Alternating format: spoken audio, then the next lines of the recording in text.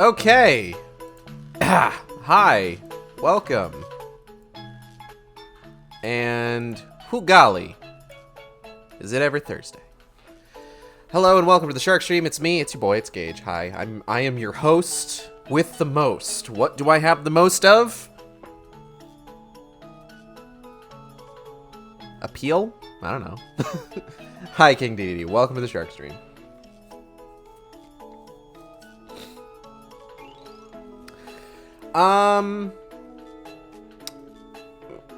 So, it's Thursday. And, I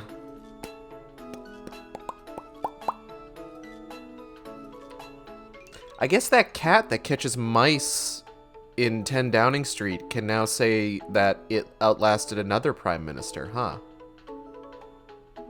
Listen, I'm over here in the US. I don't know a lot about UK politics, but like, whew, golly. They're going through a lot of these guys, like, really quickly.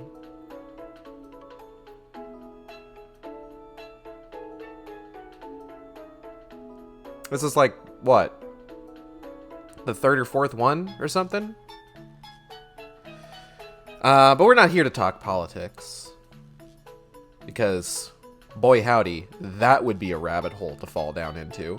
No, we're here to play Dante's Inferno. And continue our quest into the depths of hell. Which is about the same as discussing politics. Now you may be expecting me to maybe, just maybe, talk about the big announcements with Resident Evil that happened not but scant minutes ago. I won't. I'm gonna save discussing any like major gaming announcements for tomorrow, when friends of the stream Audrey and B of Team Catpull will be on for a game that I'm actually really excited about getting into. That if I didn't announce it yesterday, I'll go ahead and announce at the end of the stream. No, instead, I'm going to talk about the book I've been reading. Because, as you may know, I read books. You know what the wildest thing is? I was discussing with Natalie, my lovely wife, Natalie. We were discussing the ins and outs, obligatory UK let us mention, but book time. We were discussing the ins and outs of reading books on Twitch. And sort of like what kind of like navigating the copyright law there would be. And it's not something that is very easy to kind of parse. Essentially, anything that's public domain, like, go nuts. But it's when you get to the stuff that isn't public domain that things get a little bit more iffy. Hello, Scarlet Eye. Politics, people of literature into talking idiotically and cookly. IDK, I tried. I didn't quite. We'll get it. We'll get around to it. But yes, hello everyone. So the way that I tend to look at it is, or the way that I'm hoping it tends to work, is that generally speaking, if you are reading from something where like the book itself is not like kind of the main product, you're probably fine.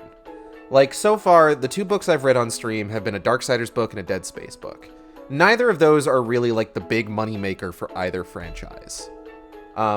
They're cool, they're fun little side stories, and they help to kind of like, you know, fill out the world. But like the real money's in the games, obviously.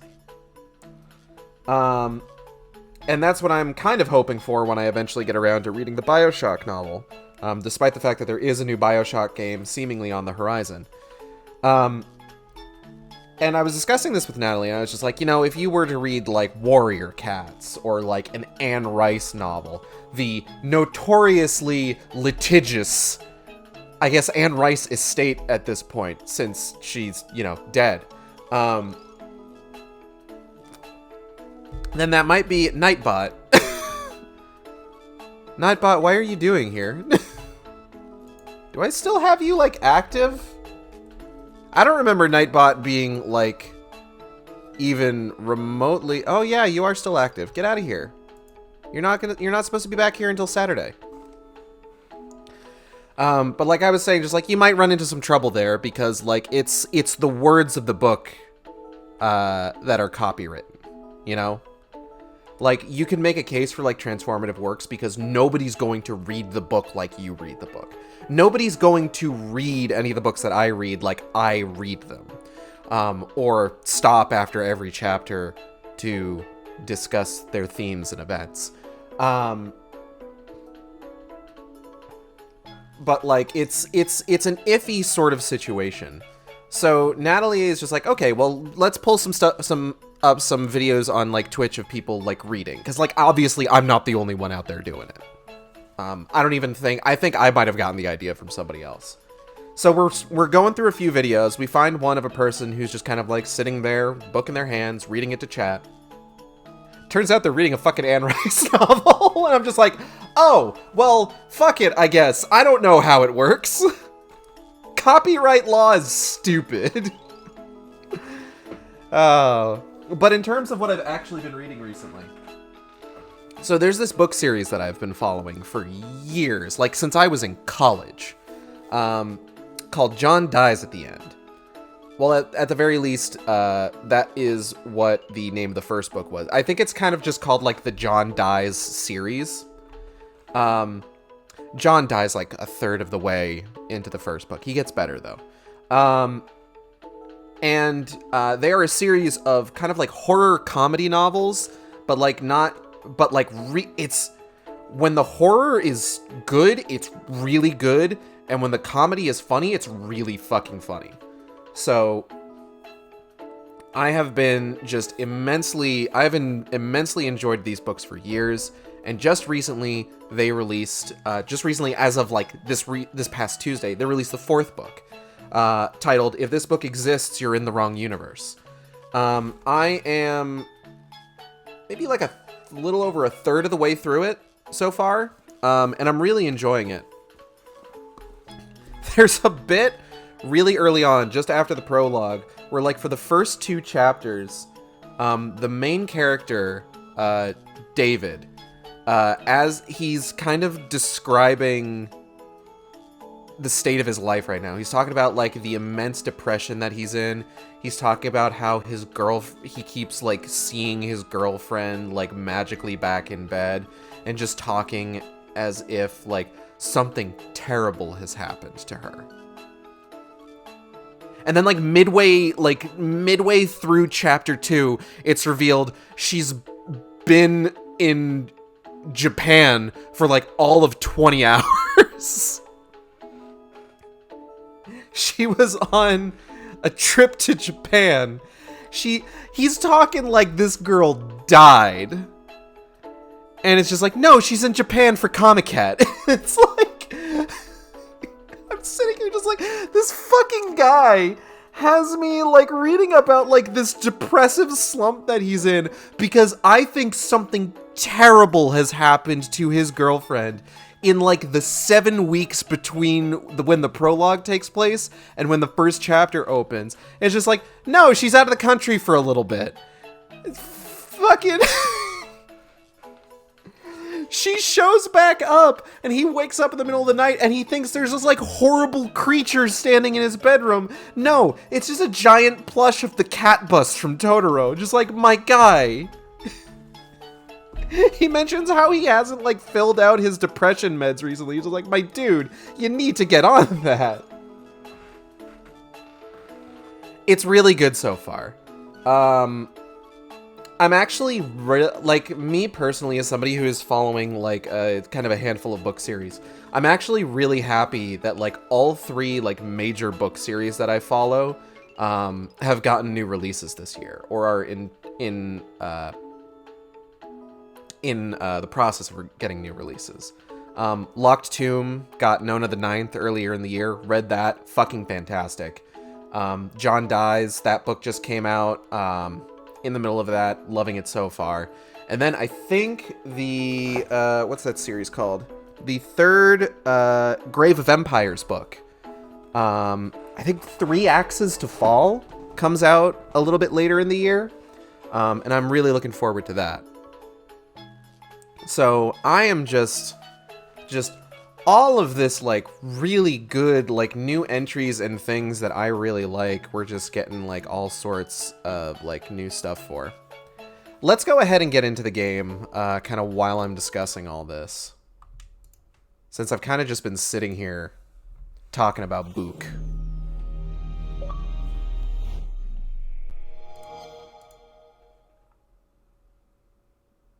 But how is everyone today? I hope everybody's doing well.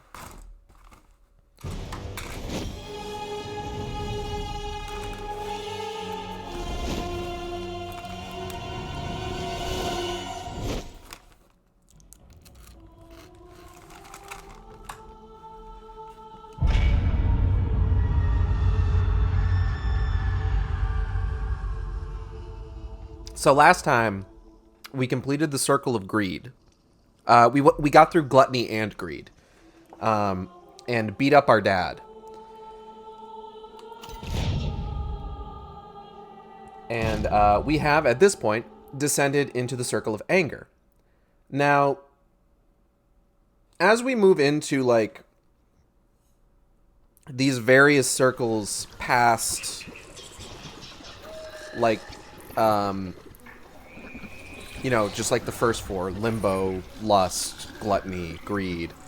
The way that things are kind of, like, put together in the Circles of Hell, they get a little bit more chaotic kind of as we go on.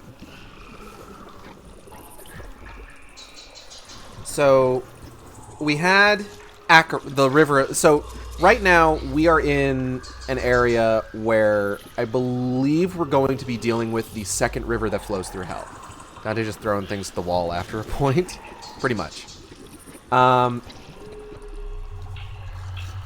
So the first river in Hell was the river in Limbo, where Karen ferried newly dead souls into Hell. The river Acheron. The next river in Hell flows through the 5th circle, which we're in right now, Anger, and it's the river Styx.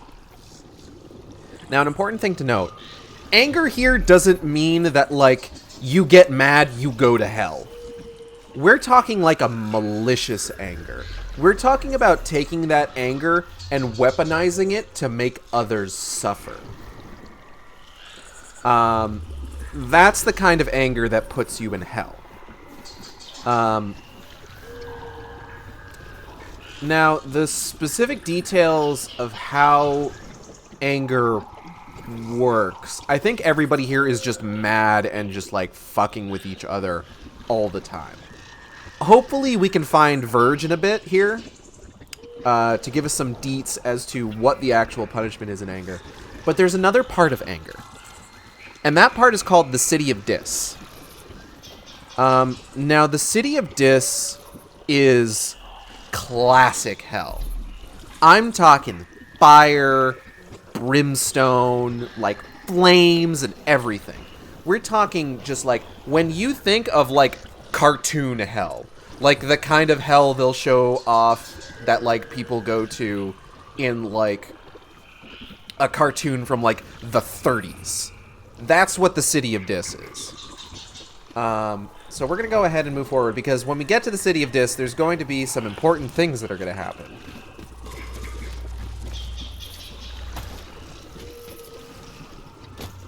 But first, an arena where we have to kill some dudes.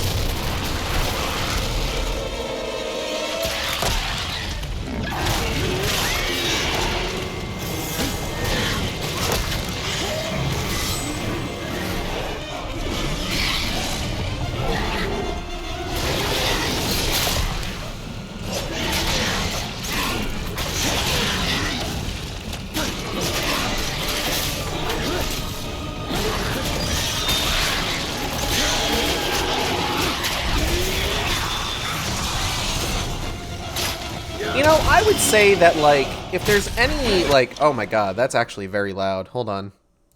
I forgot that I cranked this up when I was playing Final Fantasy XIV last night. I was doing new content. I needed to hear what I was doing, okay? That's still really loud. Hold on. Not really loud, but like louder than I'd like it to be. I'd like to be just into the yellow, you know? Yeah, that's fine.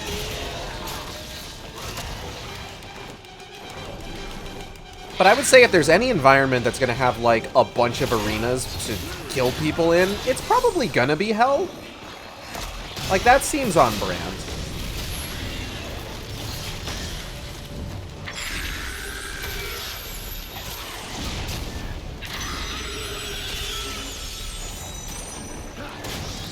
A habit I've gotten into recently is that, so for my stream yesterday, and I guess also for the stream today, I went ahead and grabbed a bag of, like, flamin' hot, like,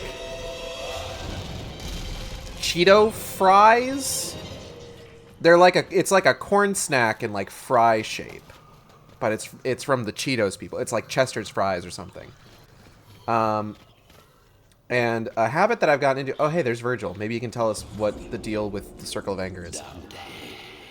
I've got your Beatrice. Beatrice! Ah!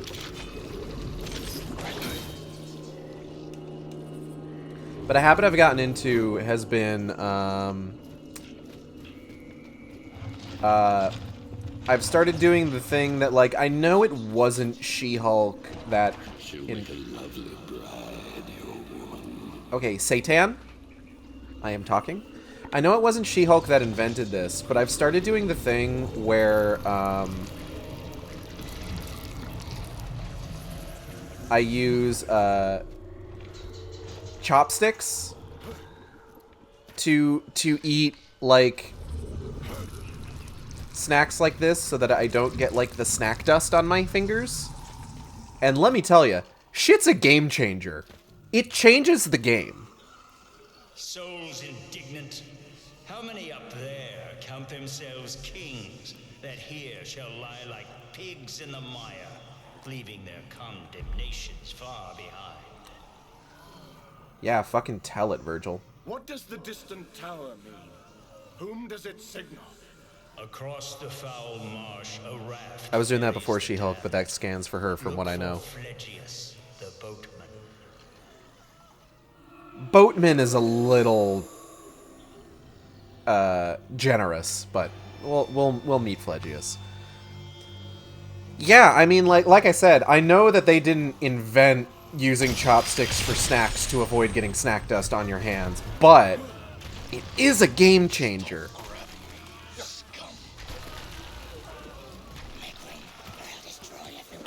Like, the game has changed. Then there's Manboat, a one-off rival that didn't stick around as much.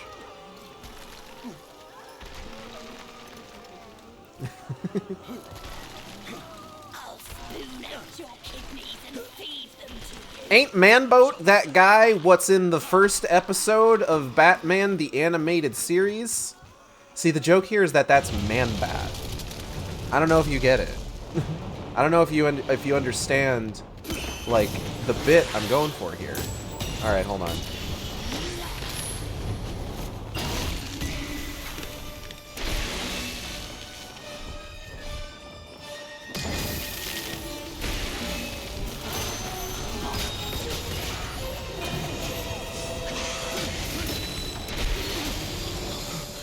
I wish you wouldn't, ma'am. Ma'am, I wish you wouldn't! Ma'am, please!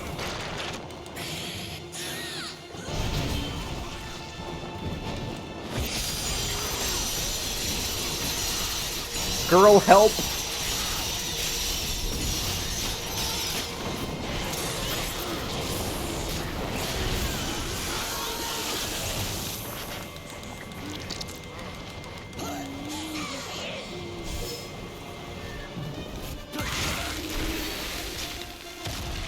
Yeet!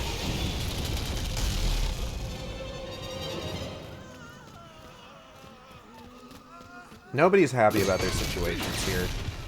We have been stripped and despoiled like a murderer. Hold on.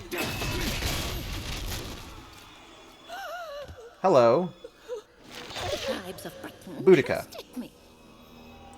Don't Yikes! take my daughters again. The tribes of Britain trusted me. Don't take my daughters again. No, you know what? My ancestors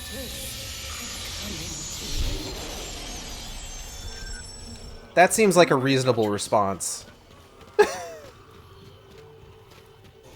Yeesh.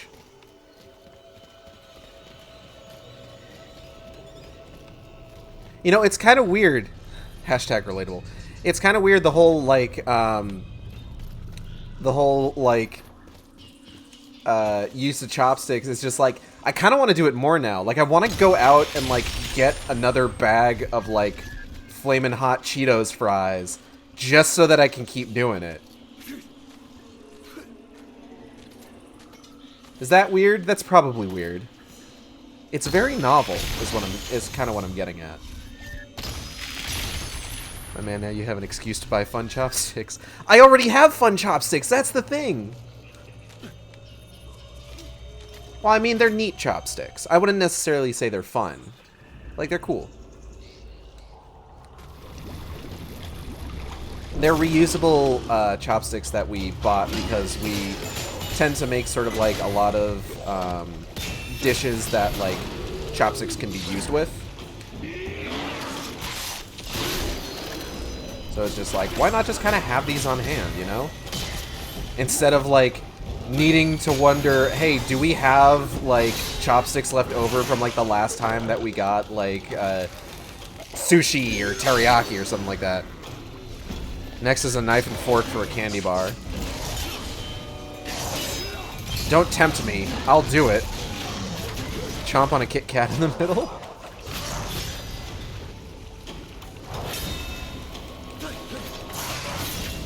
I tell you what. Just biting into a Kit Kat without breaking it apart, that just feels decadent, you know?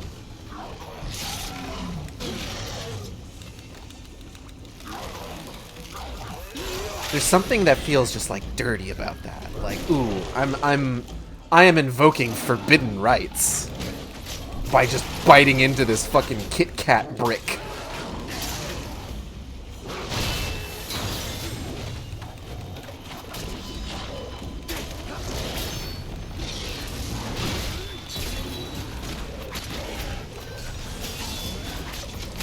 Ow, bitch.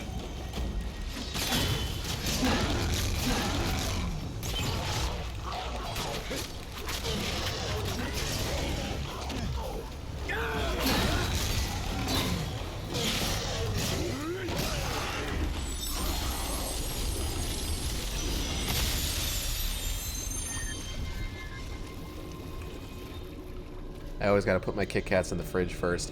That's what I've been doing a lot recently, because, like, I live in fucking Texas, so it's, like, most of the time pretty hot out. So, like, even if, like, I'm just going down to, like, the gas station, like, down the street, it's, like, if I get anything chocolate... This was all you're doing, Dante. Yeah, that's kind of my fault. Like, if I get anything chocolate, like, it's bound to be melted by the time I get back. At least, like, a little bit.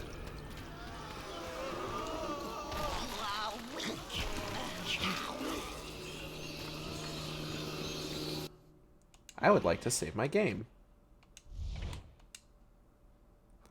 Gotta let it reconstitute after transport. Exactly. God, now I want one of those, like, Reese's chocolate bars now, though. Those are fucking good. Oof, ouch. The raggedy piece of fabric I stitched into my chest is reminding me of something.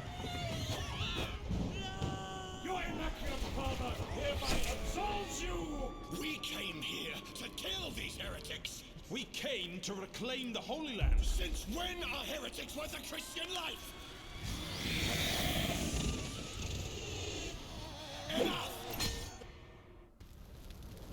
So if you haven't really gotten it by this point, the fact that we've basically gotten a vision for every single fucking circle of hell means that our good pal Dante here is not a nice person. despite the fact that he seems to believe he is. My children are avenged. Have I not cause for joy? I don't know. What did you do? Let Hecuba! me rest with my children. Queen of Troy who watched as her city fell in battle. Her hapless, wretched soul lies in darkness of hell, besieged Would you not do the besieged same by the for condemned your who flog her at every turn. But what did she Let do? me rest with my children. Hecuba, what's your deal? Would you not do the same for your family? I don't know what you did! Hold on, I'm looking you up on Wikipedia. Rest with my children. Would you not do the same for your family? In popular culture, do we have like a description of like her in Dante's Inferno? No. Myths. 6 times in the Iliad. Let me rest with my children. Would you not do the same for your family? She's just gonna repeat that. You know what? I need you to chill for just a moment.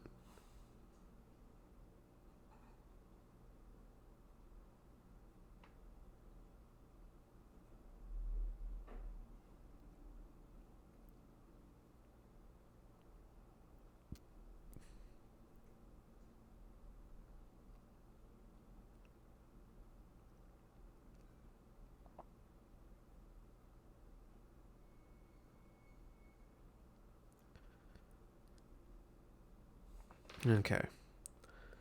Let's say this is your pre in the libation comes to pay to Zeus, so you may receive a favorable woman upon the first accepts is rewarded with the request of actor's death in a well-known speech.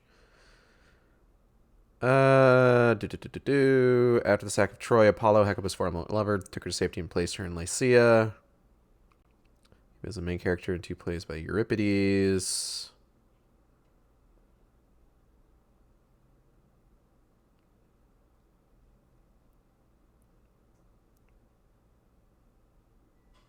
Nah, you know what?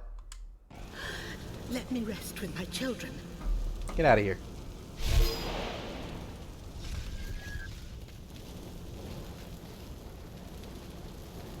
Yes, yes, Euripides nuts.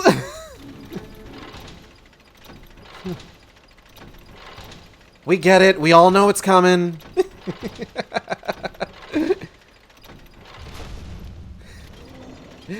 You're welcome, Audrey.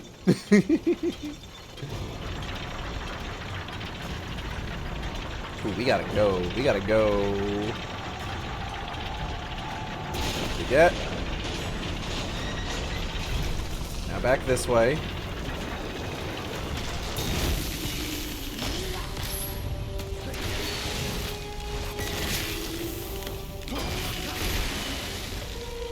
Ooh, ooh, we gotta keep going. We gotta keep moving. I'm all fucked up from air poisoning. Thank you for the gimme. You're welcome. Given your situation, you deserve some gimmies.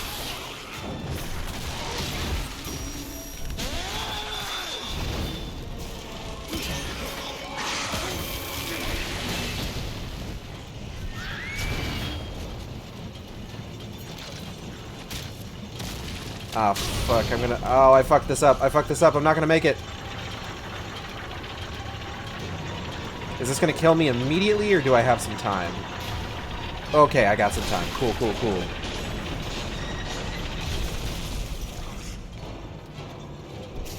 Hey, you, come here. Yeet!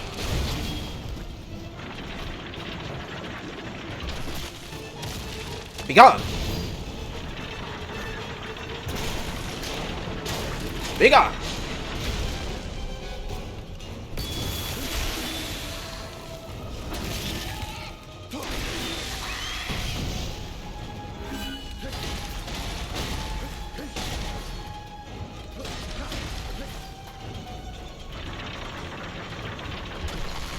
Up we get.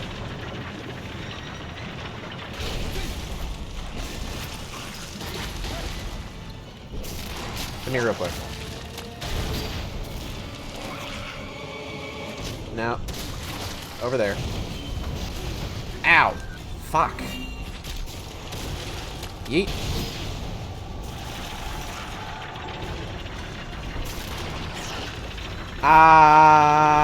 Okay. They're exploding on me off screen. It's fine. I have iframes. It's all good. Ooh, that's still gonna do that, though. That's still gonna do that, though. Whew! Thank you. I have, like, a legit meal now.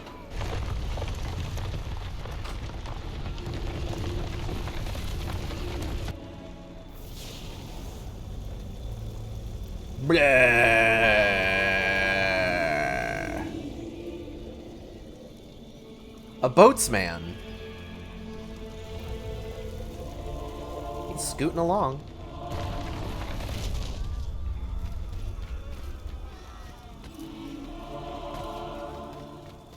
Oh, hey, Verge. Now, my son, the city of Dis draws near, housing its condemned citizens within. The eternal fire that blazes there makes the mosques show red in this nether hell. That's pretty fucking metal. Has any soul ever before descended to this depth from the circles above? Seldom, but once before I was conjured down by Erichtho. Shortly after my death, she sent me down to draw forth a soul from the Circle of Judas. The Circle of Judas is the deepest circle of hell. So Virgil's just like, oh yeah, I was like, I took a day trip one time so I could go pluck somebody from the ninth circle. Which circle is that? The lowest, blackest, and farthest Yeah, these. from heaven. Well do I know the way. Man, he's gone. Thanks, Verge.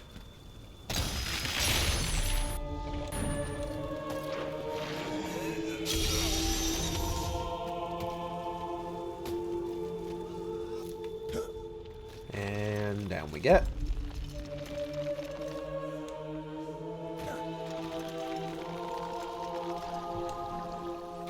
Alright, what's your deal? My life has been spent in anger. Now it ends in shame. Filippo Argenti. They were all plotting against me. Angry politician who opposed Dante's return to Florence. Their families were bitter rivals, and Argenti stole from Dante's family after he left Florence. This is another guy that shows up in the animated movie. And Dante's just like, hey man, fuck you. So, canon response. Oh, wait, hold on.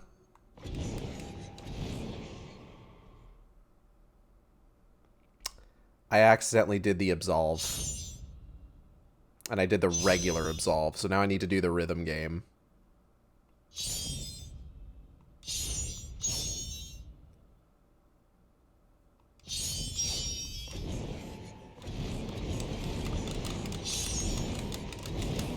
I need to put Mario Party music over this. Can we please, just, Can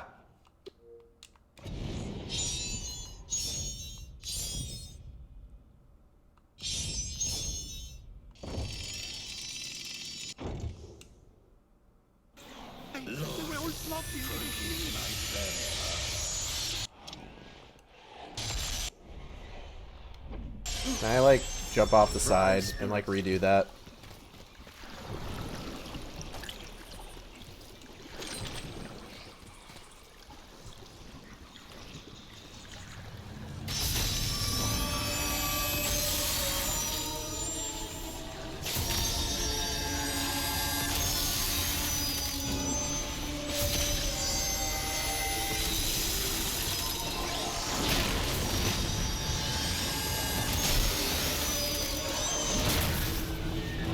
Ah, damn.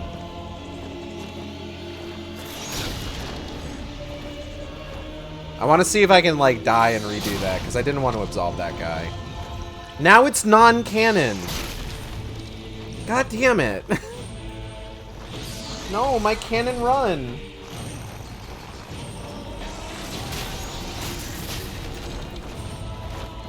Unsolve this man.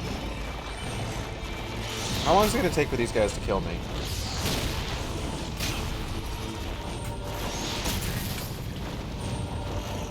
Pretty fucking long.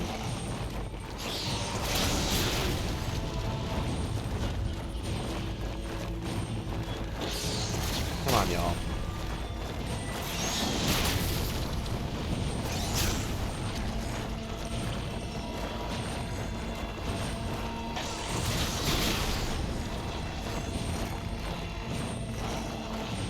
Oh wow, they're just done. That's kind of hilarious, actually. Oh. Well, fuck me, I guess. Nope. Blah.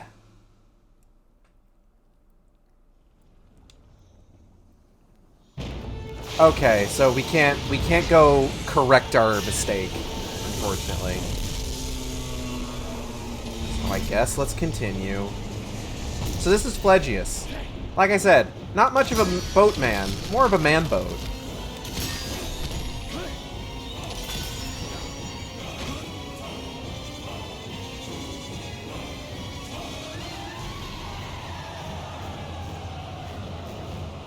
Is that supposed to have a sound, or Shadow the Colossus looking ass? So Phlegius is an interesting case with the animated movie, because in the animated movie, owing to the differing styles from one studio to another, I feel like Phlegius was introduced in one of the segments animated in the segment animated by the folks that did like Tales of the Black Freighter for Watchmen, and I think some other stuff, but I can't remember what they were. But in that, you don't really get a good look at him. I think you just see him from behind. And he looks like he does in the game. But then after that is a segment animated by one of the Korean studios who I couldn't tell you what their name is, unfortunately. And he looks totally fucking different. He looks like an armadillo man. A giant armadillo man is the best way I can think to describe him. Can we get some deets? Can we get some... How are our relics doing, by the way? Okay. Can we get some deets on my boy Phlegius here? Hold on. Fire Guardians, springing suddenly from darkness, these wily beings lash out with fire and flame before returning to their shadowy forms. Phlegius. In a fit of unholy rage, the mighty Phlegius set fire to the temple of Delphi. For his insolence against the divine, the king of the Lapiths is forever condemned to ferry souls across the river Styx. So that's our boy Phlegius.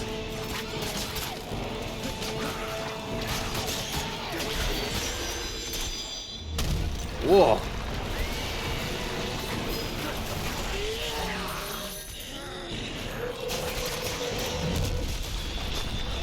Oh, he noticed something over there. He got distracted.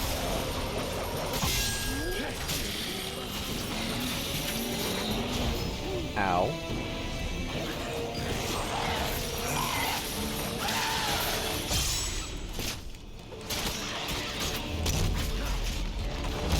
Quick, while he's not looking, let's kill all these guys.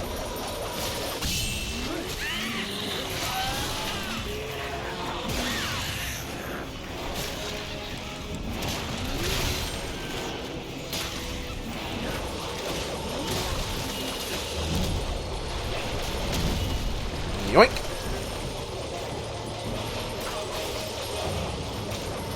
I just...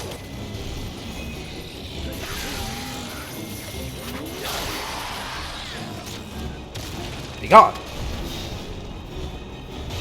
Hey, Phleggy Man. Over here. Oh shit, Beatrice, what are you doing? That's a cool look. How did I come to this fate? That was my bad. We have a deal. Why has Dante forsaken me?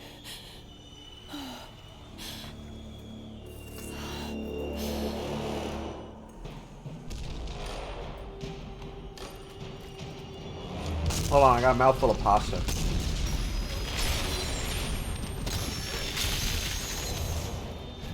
Hello, Sean. Welcome. Abby, I will hold that L. Dante's super far away. Beatrice! I think we might get another Beatrice shout coming up. we've discussed it before. There's unfortunately not as many in the game as there is in, like, the animated movie, which is unfortunate. Oh, that's not good. Flecky Man! Babies! How did all these babies get down here? This isn't a place for babies. Especially not scythe-armed babies.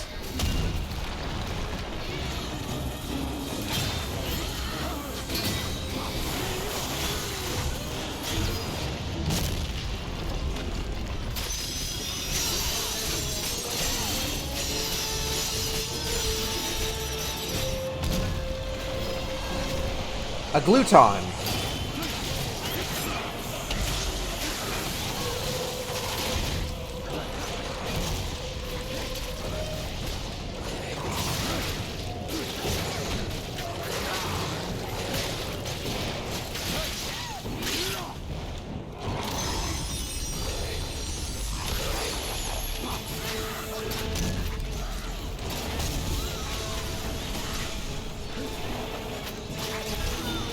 Woo! Big boy.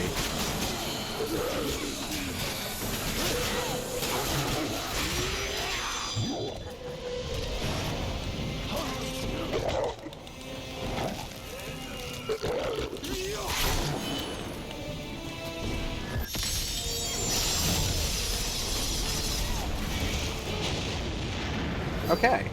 Cool.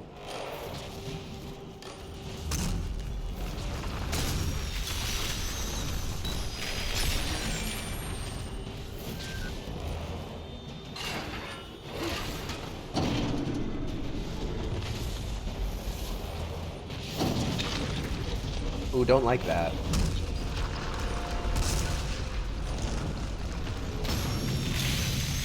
So something that I've been noticing recently is that there's been a little bit of a resurgence of, like, American McGee's Alice, which is really nice. I've been seeing a lot more people talking about it recently. I don't know what necessarily spurred this on. I'm gonna go ahead and take credit for it, though.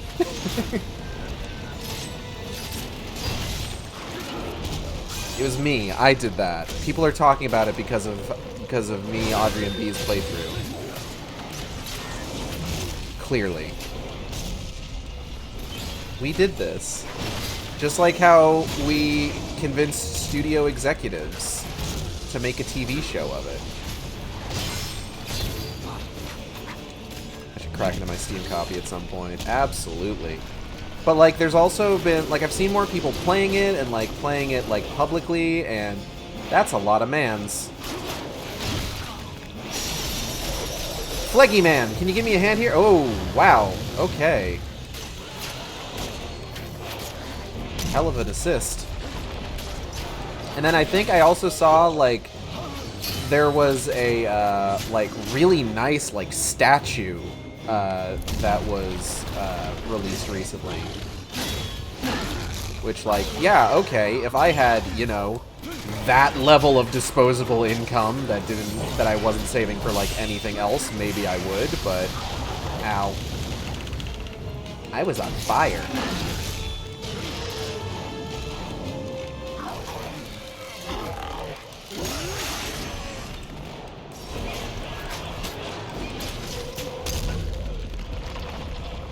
I remember hearing about the promotional campaign EA did to have people clutching their pearls. For this game, you mean? Oh, yeah. Like, I think we discussed that a little bit last time, but, like, it wasn't really a lot of, like, pearl clutching as it was, like, a whole lot of, really, really poorly advised, like, marketing campaigns.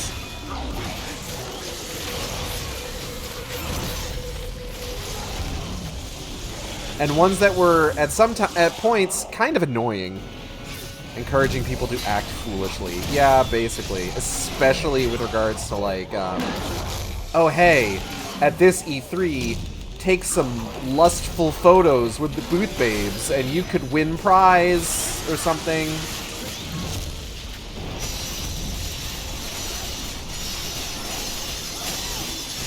Just really, really poorly conceived and sloppily executed stuff.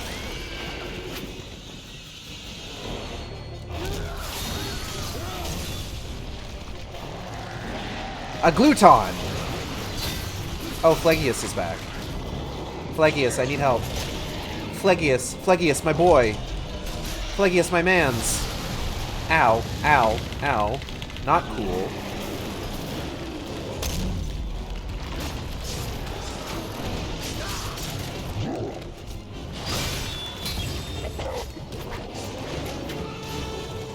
Whoa! Ow. Equal opportunity lava breath, basically.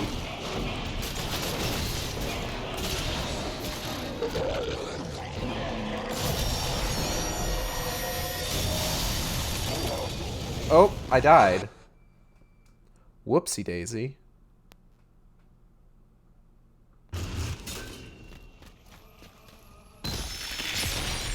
Well, gotta do all that again. Let's go.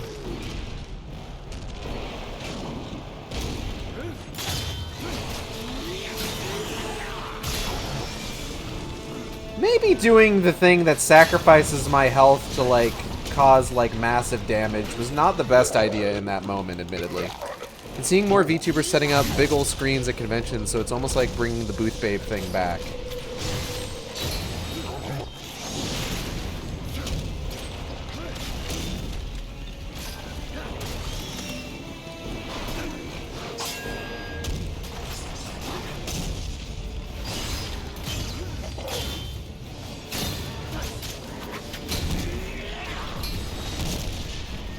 I suppose it really depends on, like, the context of, like, why they're doing it. Would I want to set up a huge screen at a convention to show off my sexy VTuber? Absolutely, without question.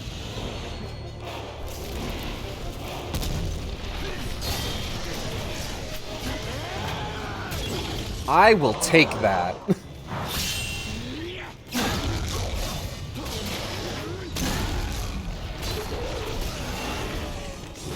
Honestly, I'm for it because I always got sick of conventions before Panini was a thing. I would love to be at a convention without actually having to be at a convention. Love that.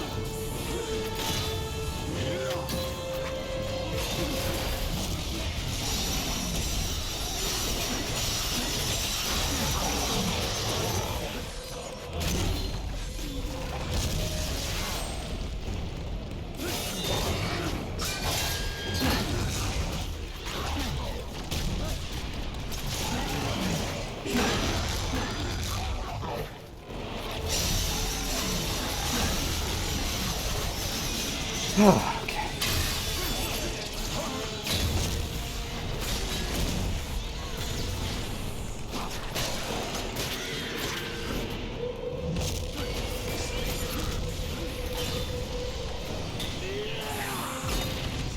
Ma'am, can you stop moving around so much, please?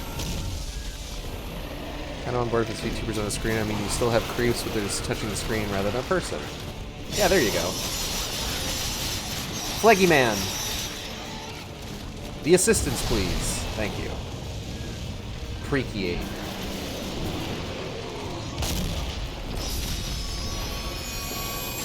Zinga.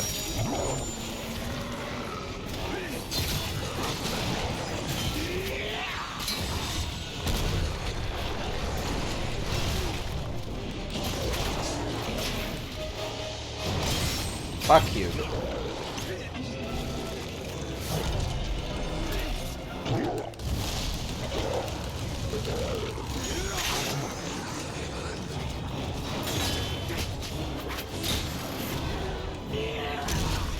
All these demons are just reminding me that I recently watched Legend. Legend's a movie.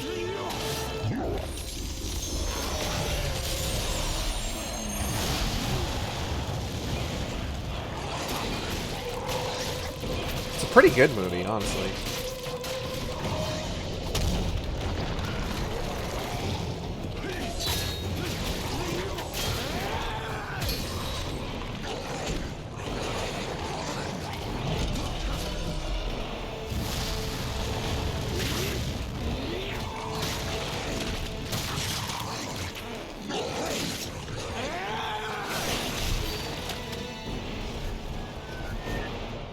Flaggy man, little help.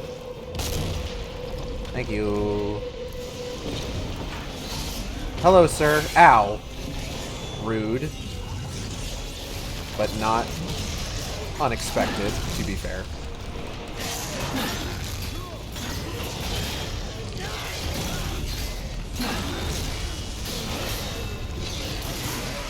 Hold on.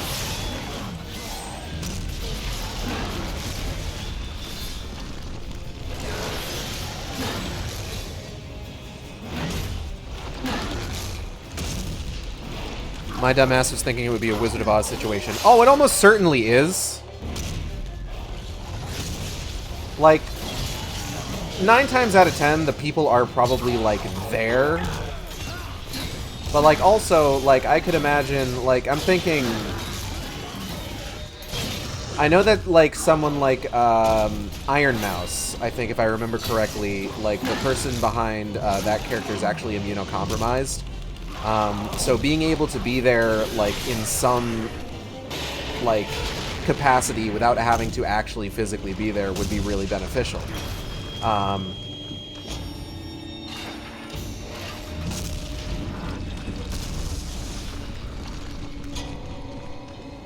We get... Okay, and here's a pre-rendered cutscene.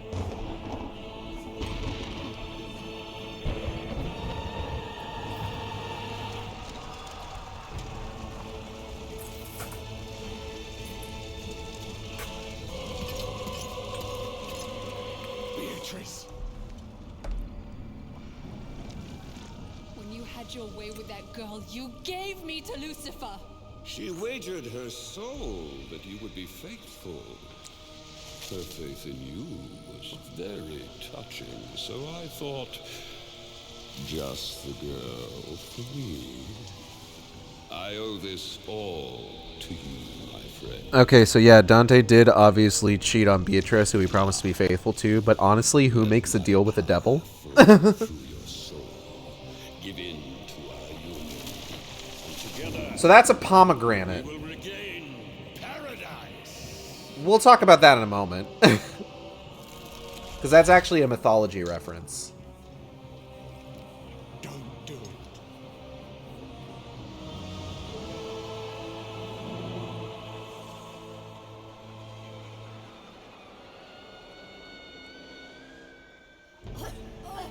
The faithful has lost her faith.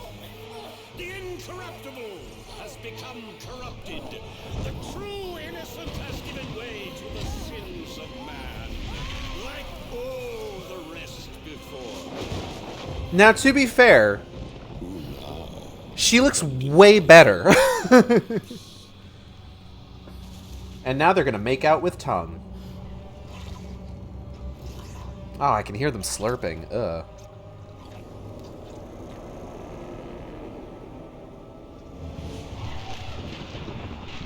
And there they go.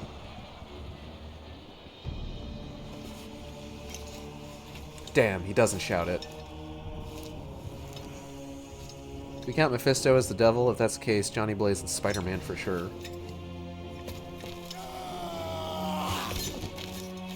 I guess technically.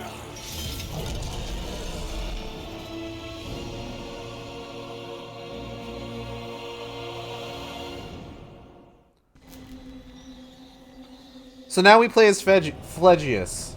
And look at that ass. So I think the pomegranate, I don't know if that's intended to be like the fruit from the Tree of Knowledge or not, but it's definitely a reference to the myth of Persephone, who, if you'll recall, Persephone was essentially like tricked into staying in hell with Hades by eating a pomegranate. So similar sort of thing. We moved toward the city, secure in our holy cause, and beheld such a fortress. And on every hand I saw a great plain of woe and cruel torment. Bitter tombs were scattered with flame, made to glow all over, hotter than iron need be for any craft. And such dire laments issued forth, has come only from those who are truly wretched, suffering, and forever lost. Damn, tell us how you really feel.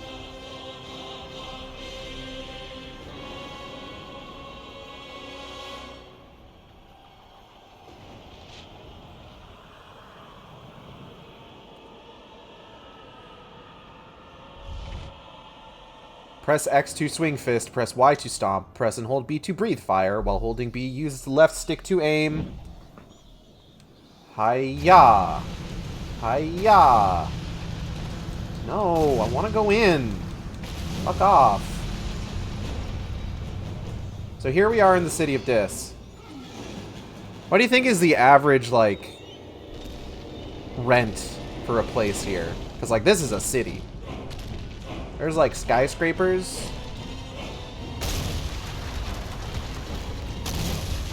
There's, like, less skyscrapers.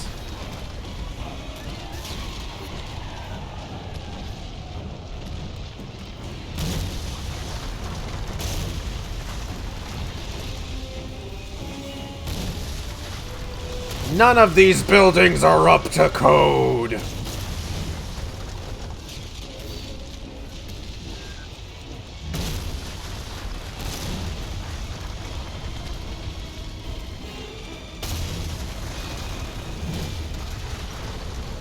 I like that it's just a fucking like kaiju game now.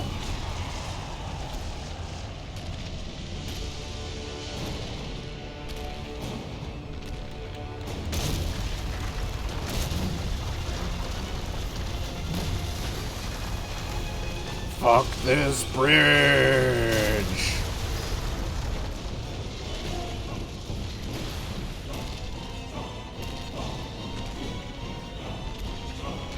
We don't really have anything that we can, like, breathe. Oh, no, there's people, like, over there. Fuck them in particular.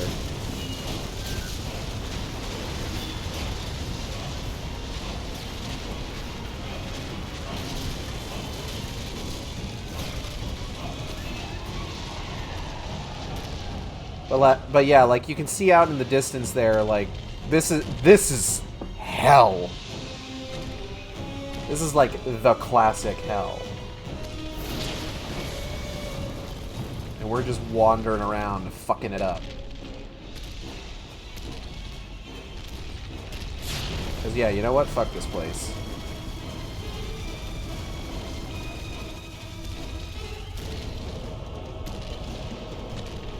Excuse me. Excuse me. Excuse me. Uh-oh. Whoops.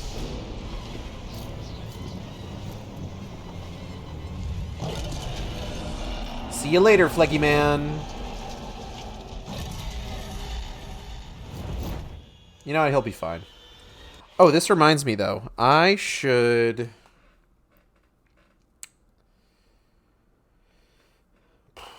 List of relics in Dante's Inferno.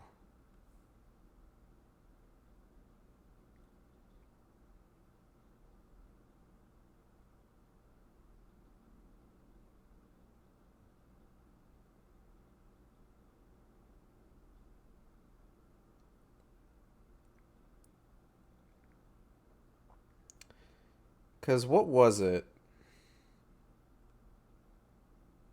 Was it Descent into Heresy? I'm trying to remember.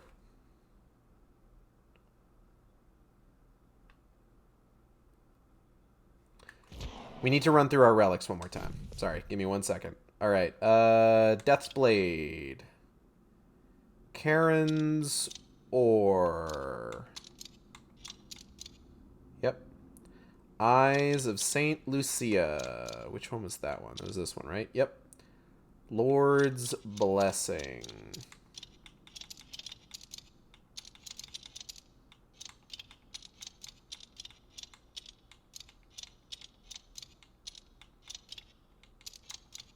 Yep. Saladin's Mercy. Got it. Tale of Minos is this one.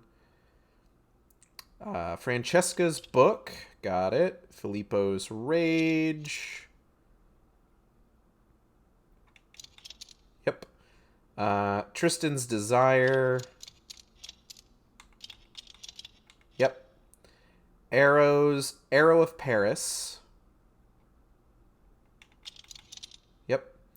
Anthony's standard. Yep. Or Antony's, excuse me. Reign of Gluttony.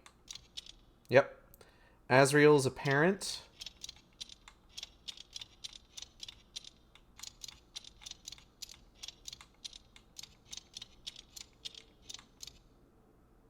Or Arrow's apprentice. Okay. Chaco's bile, I know we have. That's this one. Octavian's gold. That's coin of Plutus. Octavian's gold. Crown of Carthage. Demon Wing. Wasted gold. Coin of Plutus. Eye of Alighiero. Where is it? Where is it? Where is it? Hoarder's Purse. Medusa's Call. Yep. Guiding Flame. Is this one? Guiding Flame, yep. Rage of Farinata. Cavalcanti's Blade.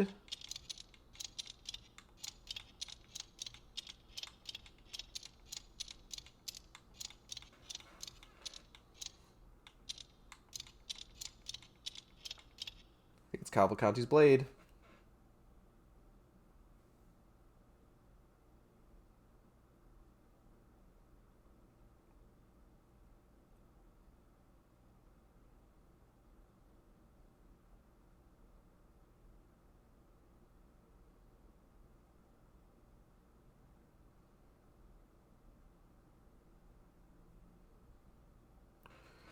Is it? Hold on. Cavalcanti's Blade.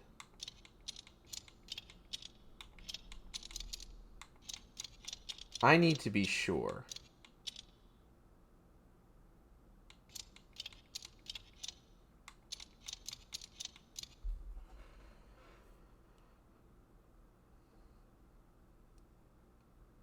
Okay.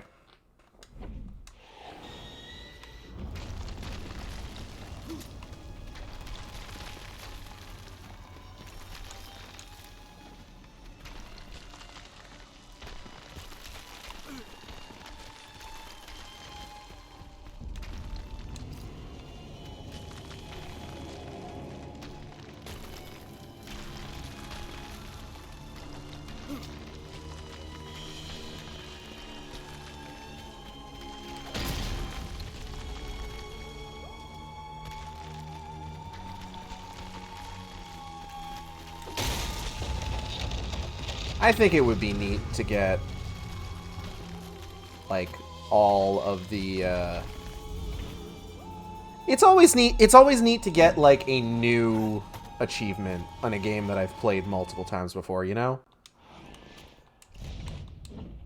Descend into Heresy.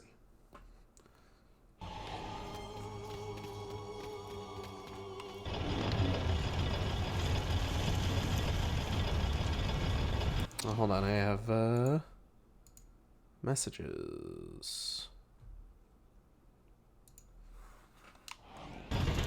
Wah! That's not what I meant. Fuck, that just, like, fucking spins. God damn.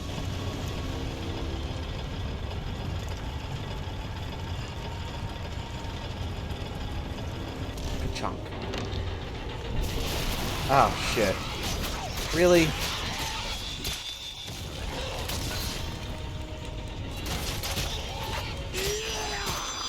Now I'm gonna need to rotate it all over again because you guys are making me miss my opportunity.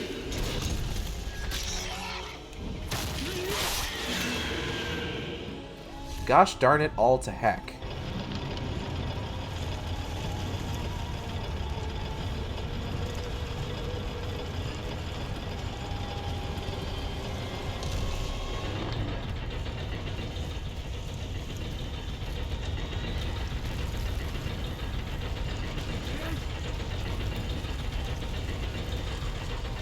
Yep. Okay.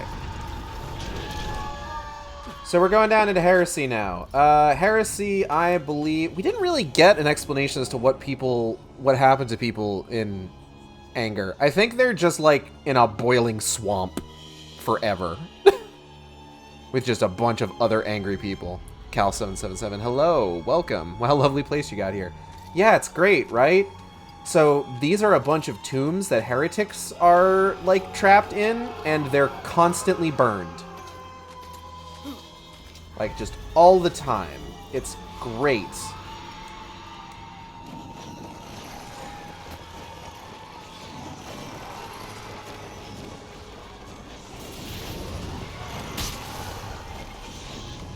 Angy makes you hot and stinky. Bit of a fixer-upper. Love the tombs. Provides a nice warm atmosphere. You got it. Up, see Daisy. Alright. It. Not quite. Hold on. 1 second, sir. Ow. Haha, gotcha, idiot. Hold on. Anything up here? No.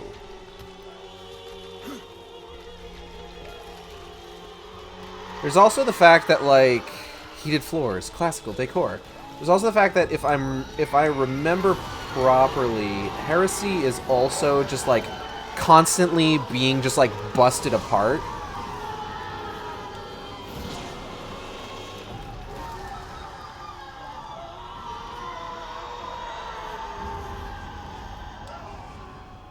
We'll get some more details on it in just a bit here. Oh yeah, there you go. Light of God and stuff. You know how it goes.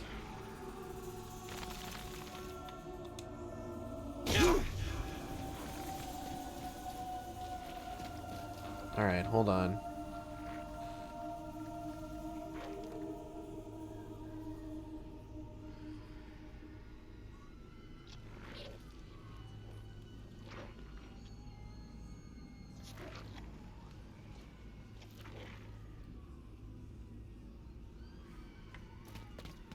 Hey, bro. Here you will find the heretics and followers of every cult and pagan sect, all buried together, burning in eternal fire. Sounds like fun. Might those damned here be seen? These tombs remain closed until from Jehoshaphat and the Last Judgment they return with the bodies they have left above.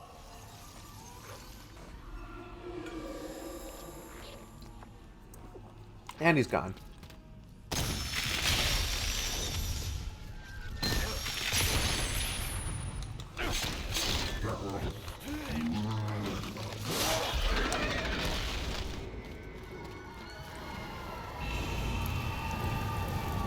Okay, so what we're looking for to get this final relic is we're looking for Virgil on the other side of a demon door.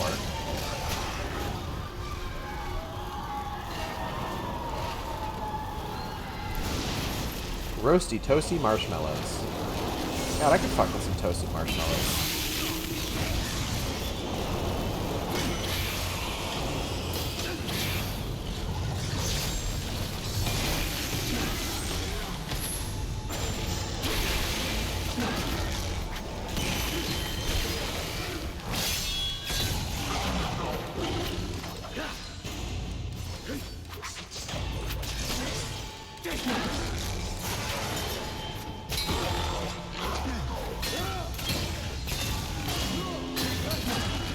Fuck you, fuck you, fuck you, fuck you. Fuck you! According to the wiki, the only entities that freely roam are heretics and pagans. So, wait a minute.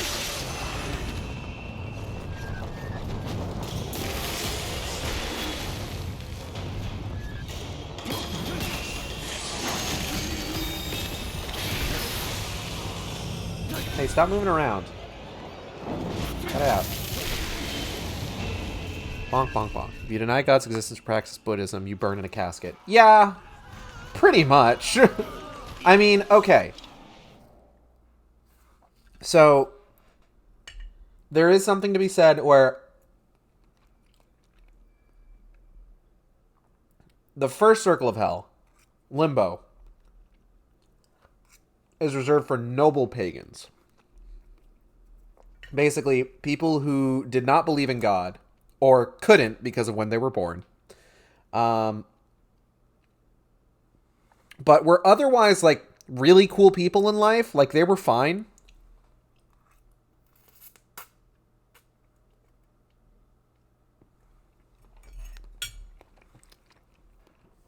I mean, to be fair, demons aren't classically damned souls. Generally, I think they're like fallen angels. Also, their punishment is to be thrown up against Dante and get killed in the process. So, like, all the Buddhists who got it were in limbo? Yeah, pretty much. If you were a good person, but you didn't believe in God, in the quote-unquote one true God, then you basically just hang out in limbo. It's just like, you know, you're denied paradise, but, like, you're not thrown into the lower circles to be tortured for eternity.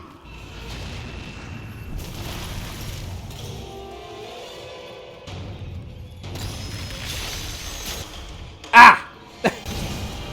Ah! Okay. Rude, first off. I got pretty hard. Excuse me, sir. Stop it. Stop it. Stop it. Stop it. Stop it. Stop it. Stop it. Stop it. Stop it. Stop it. Stop it. Stop it. Stop it. Stop it. Fuck you. Fuck you. Fuck you. Fuck you. Fuck you. Fuck you. Fuck you. Fuck you.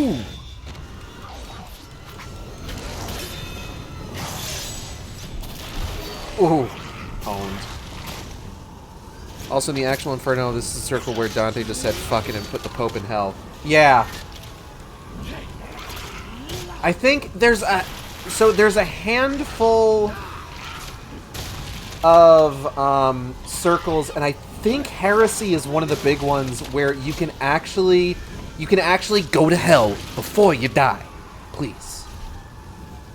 And I think Heresy was one of the big ones. So I think when Dante put the Pope in hell, it was the actual serving Pope at the time.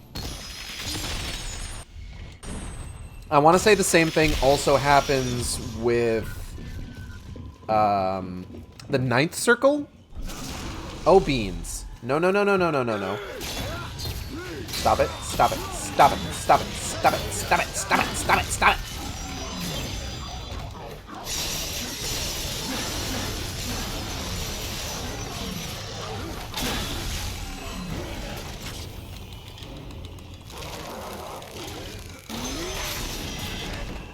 Anyway.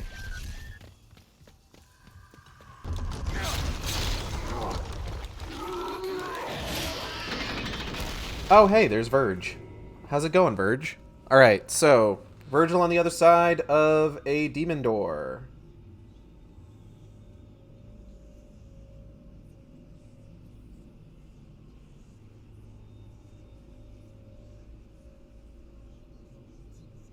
For pillar, thick rope to your right and climb it to reach the secret area.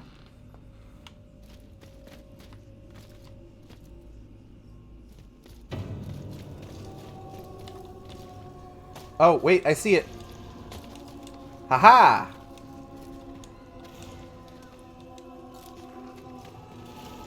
I will take that. And I will take...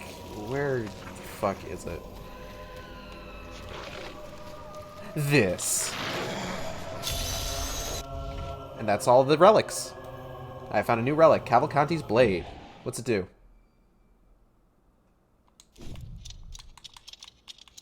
Do I get an achievement? Turns evade into an attack, knocking enemies back and dealing a small amount of damage. That's pretty good! I guess he's on the verge of falling off that cliff. He's a spirit, he'll be fine. Do I get an achievement for this? Hold on. Achievements, Dante's Inferno. Find all unholy relics. Find all holy relics. I got that already? Huh?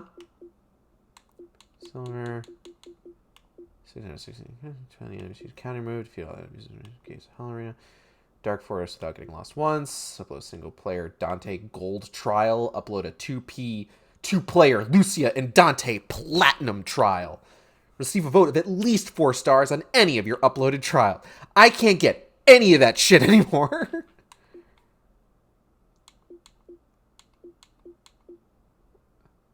I don't think the St. Lucia stuff... We'll get into the Trials of St. Lucia eventually. But let's see here. Immediately broken upon use. Blocked by enemies. Persistent mana regeneration. Block of previously unblockable demon attacks. What's this one? No, let's go ahead and stick with what we've got. Alright. Let's head back down. I still haven't found all 30 pieces of silver, but I don't expect to be able to do that because I haven't really been taking... Well, hold on. Hold on. Let's check my collectibles. So, we've gotten, what? 19? What am I supposed to be at right now?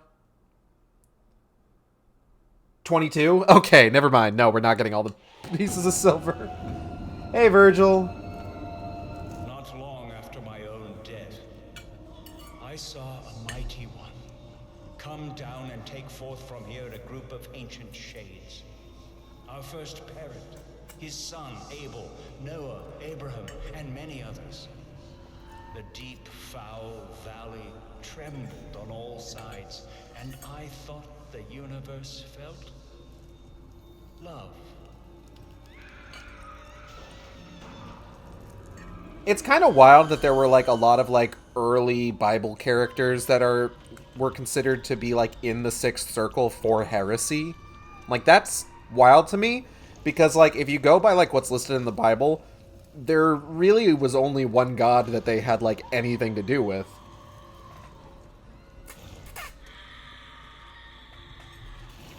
But maybe it has more to do with Jesus than God himself.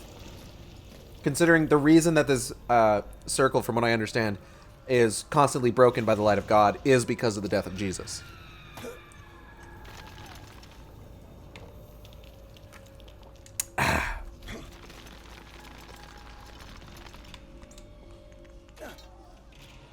Wait, did they put Abel in hell? Well, yeah, it's not like they could put Cain in hell because he was cursed with immortality to never die. Why would he be in hell if he can't die?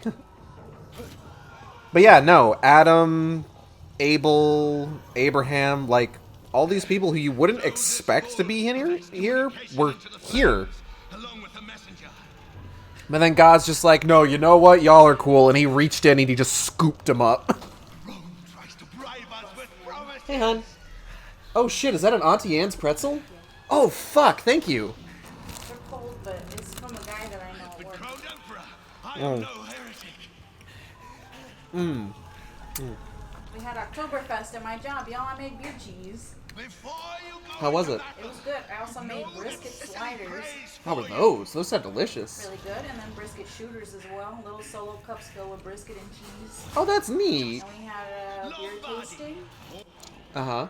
Yeah, and sausages. Ooh. And then, like I said, a shitload of beer cheese. Of course, of course. Hello, video. Hello, chat. You want a pretzel? Too bad. I got the last one. Is that Nat? Hi, Nat. Cal777 says hi. Hello, Cal. Later, Gators. I'm gonna take a moment to eat this pretzel. Give me a second. Y'all, I ain't had Auntie Anne's in a hot minute. Even a cold pretzel is like, mwah, you know? You know what I always like from Auntie Anne's? They're like pretzel dogs. Those are really good.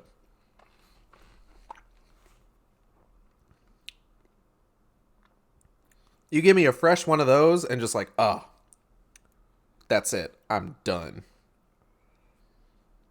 I wonder if maybe...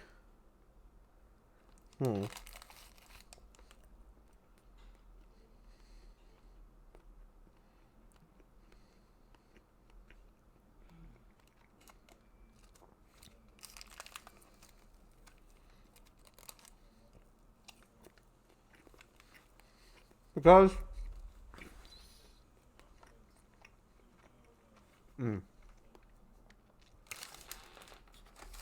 I got the DLC with the additional relics in it, correct? You know? I wonder if rather than like... Oh, right, I forgot that guy's ranting at me. I wonder if rather than keeping a tally of exactly which relics you have, it's just like, do you have this many relics of this type? Then you hit the requirement for the... achievement. That'd be interesting. Let's go see what this guy's fucking whining about. Hey, bro. Excommunication was too great a punishment to bear. Emperor Frederick II, king of the Romans with a never-ending thirst for war. His soul dwells in the circle of heresy as punishment for his constant war with the Pope and the Church. Excommunication was too great a punishment to bear. Well, on one hand, the Church do kinda suck. I was deposed, humiliated. On the other hand, never-ending thirst for war? Bye.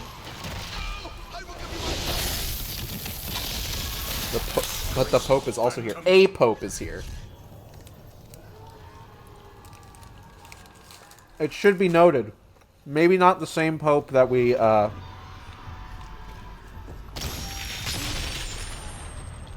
don't know how well they kind of, like, committed to all of the...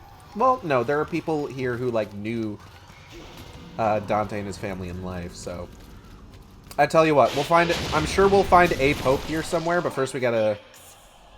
Oh, Adriax. So this is a heretic. Heretics are resistant to cross attacks. Check it out. They got a they can shield themselves against our holy abilities. Our holy ranged attacks. Holy ranged attacks, Batman. But they also extend this buff to anybody in the area.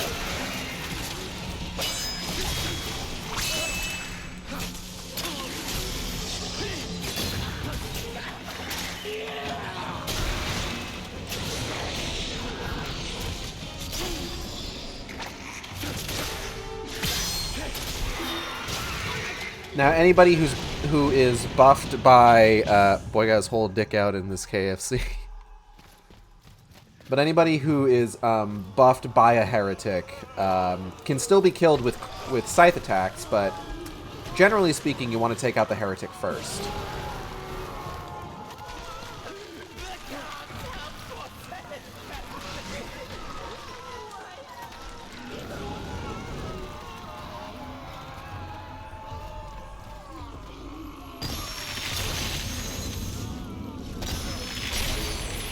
I think this area also has one of, like, my favorite, like, kind of ridiculous UI moments in this game. Hold on, I'm gonna eat more of this pretzel. Mmm. Delicious.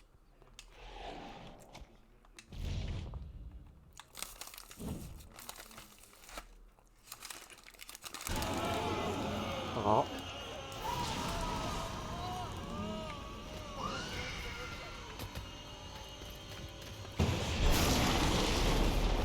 Ah, beans.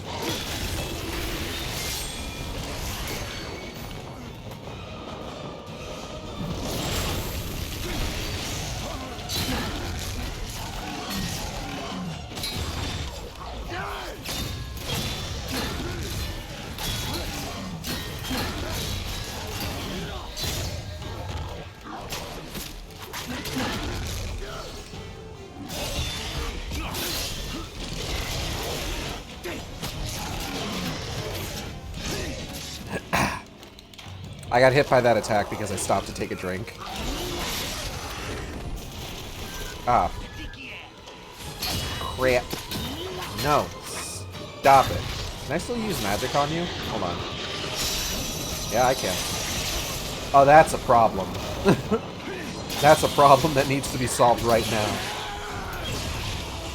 So that's where heretics get a little bit hard to deal with, is when they're paired up with these enemies where you need to use the cross attacks.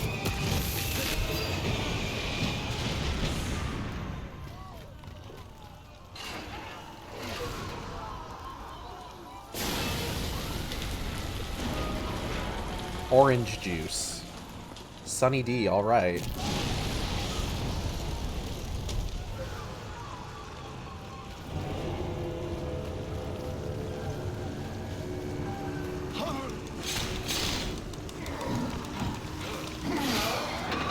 I want Sunny D now. I want the purple stuff.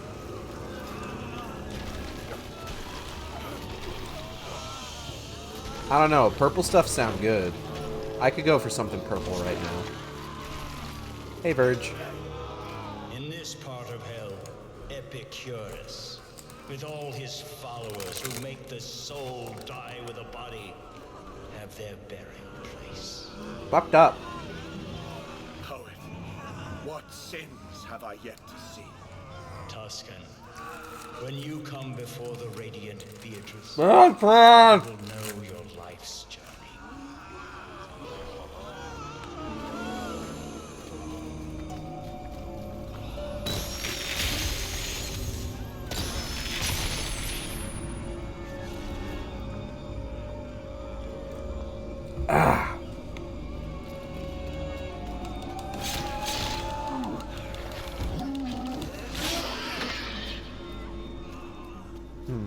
Okay.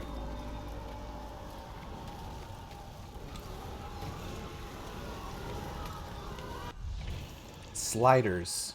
Like tiny burgers, you mean?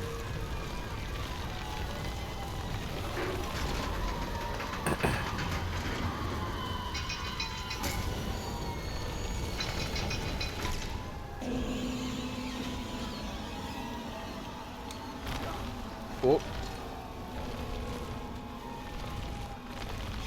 I could also go for tiny burgers. You know what I had?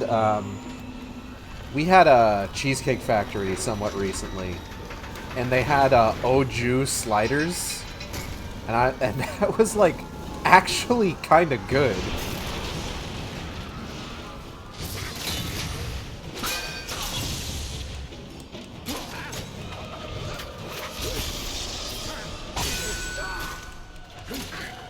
Like, I've been thinking about them ever since I got them, and just like, fuck, that was pretty good, actually. That's such a weird combination. Au jus and burgers. But you know what? I respect it.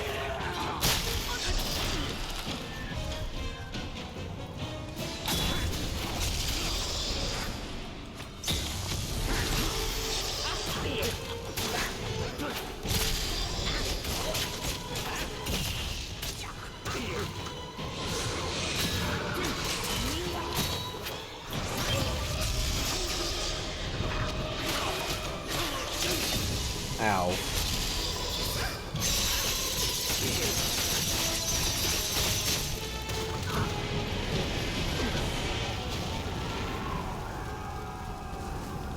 I could use like a health thing. What's this do? Oh, that just turns those off. That's cool. I'm sure that's gonna come in handy later. Hello, you. Cavalcante de Cavalcanti, merchant banker of Florence who was denounced as a heretic for his atheist beliefs. He resides with the other head. Atheist beliefs? Get out of here, man. Is this going to be one of those... Hold on. Is this going to be one of these ones where it's just like I kind of just fire off an absolution and then like I look up who it was and it's just like, oh yeah, they sucked actually. Cavalcante de Cavalcanti.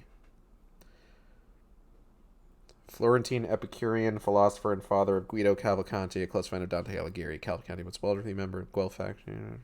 There's aristocrats. Merchant banker who, with others, lent money under serious conditions during the Crusades with the consent and support of the papacy. Despite Cavalcanti's alignment with the papacy supporting Guelphs, he was denounced as a heretic. It's possible he was an atheist like his son. Lines 52 to 72 of the 10th canto of Dante's Inferno, the poet converses with Cavalcanti about his son, Guido, and depicts the dead father as a doting parent. Dante represents Cavalcanti and Farinata as neighbors in the same tomb in hell, but without any interaction between them. So Farinata's probably around here somewhere. Yeah, no, seems like he was, like, fine.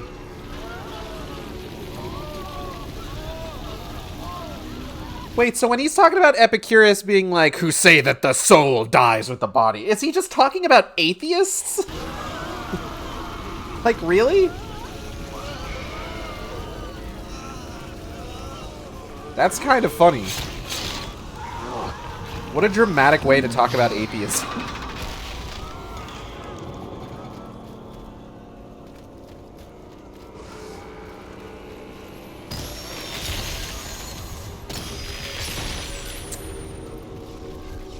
Alright, let's pull this lever.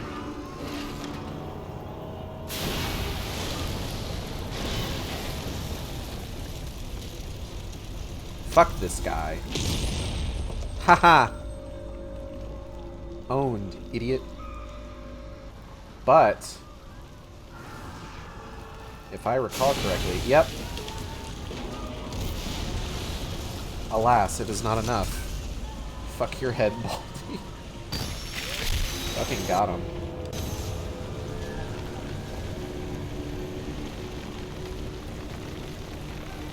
One of these days I'll go through this game and get all 30 pieces of silver. But it is not this day.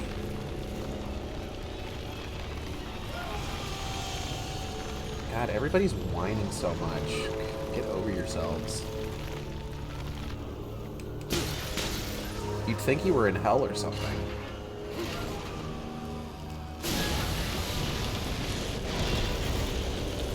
I gotta make a gross noise real quick. 1 second. Okay, I'm back. Alright,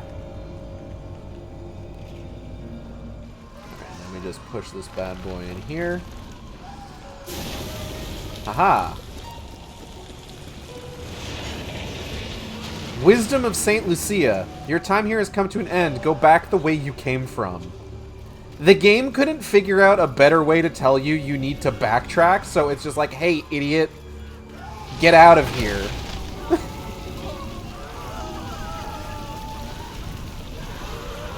Saint Lucia, I believe, is supposed to be like the patron saint of Dante's family.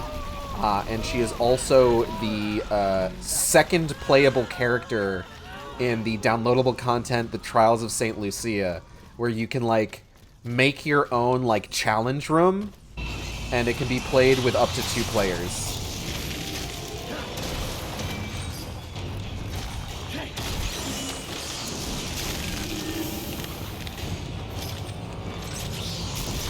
Ow. Ow.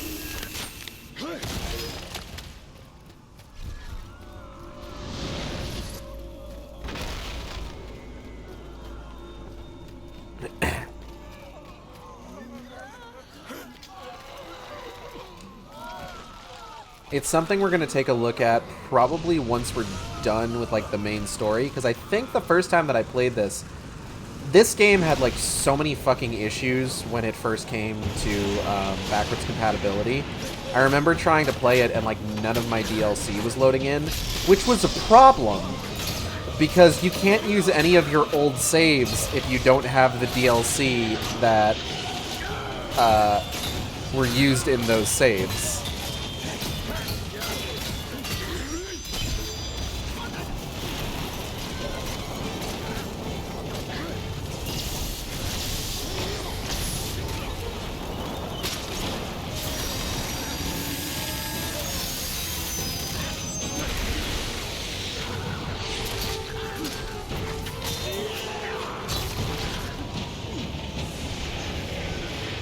We should actually probably save the game first. Hold on.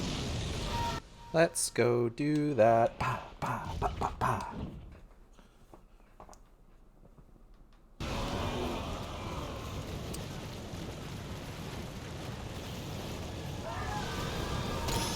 And then in addition to that, the Trials of St. Lucia had been, like, completely delisted for some time because they closed down the servers for those.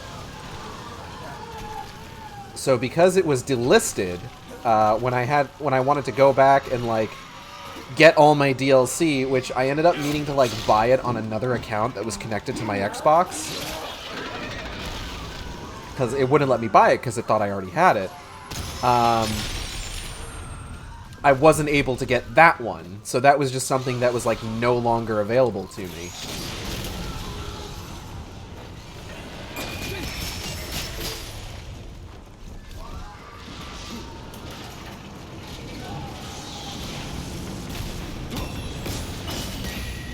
which is a little funny. Okay, I'm gonna drop out. I gotta do some DM stuff, but also this is hilarious, lol. Oh, thank you. I hope you have a good one. Enjoy your DM stuff. Jeez.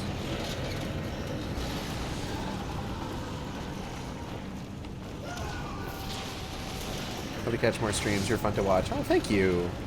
I appreciate that.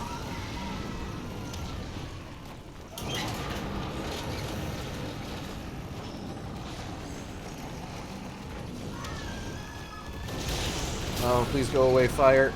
Shit. I'll just deal with it. Take the hit. Progress the game. More like progress.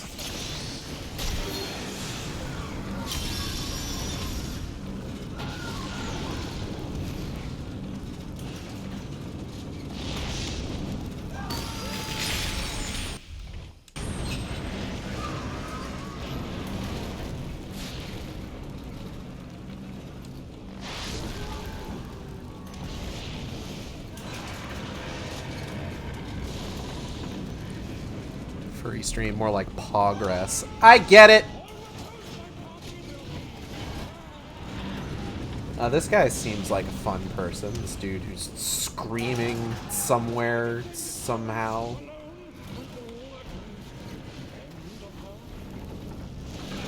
Let's see what this guy's fucking deal is. Excuse me, sir. Ah, Farinata. The great-hearted. Tuscan aristocrat and military leader who believed that the soul dies with the body, denying life after death. He was condemned as a heretic for his beliefs. They call me Farinata. Canonically, this guy is punished as of the animated movie.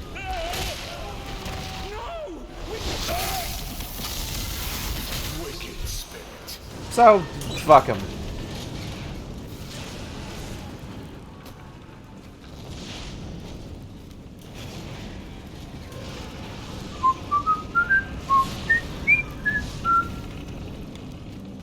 Oop. Nailed it. Oh, I had a really good spin going there. Hold on. That is a very clean spin. Dante's Spinferno. Okay.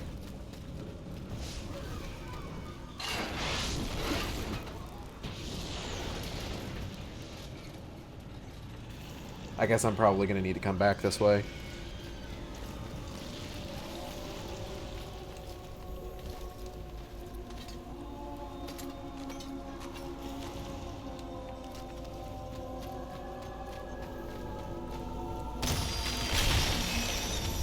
Yep, 100% need to go back that way.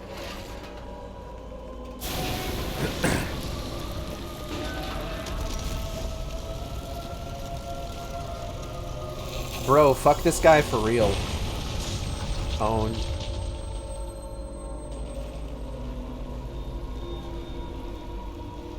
Okay. Oh, maybe I don't need to go back that way. I guess maybe I could if I wanted to? Whatever. Saves my game. Followers of Epicurus.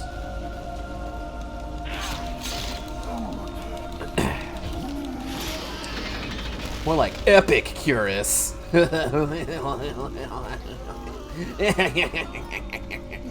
Anyway.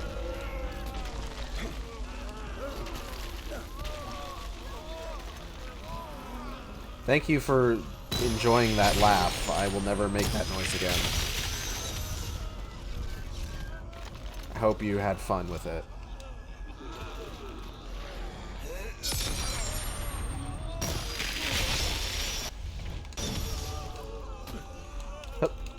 Hip. Hey, ho. Hip, hop. Alright. Ooh. Ooh. Ooh. Ooh. Whoa. Ah, beans.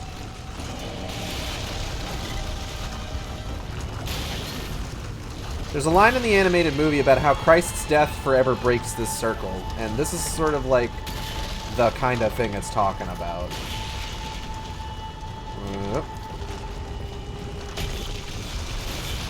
Oh, shit. Okay. I'll play it like a cool guy. Yes! Alright. I'm so good at video games. One could go so far as to say that I'm the best.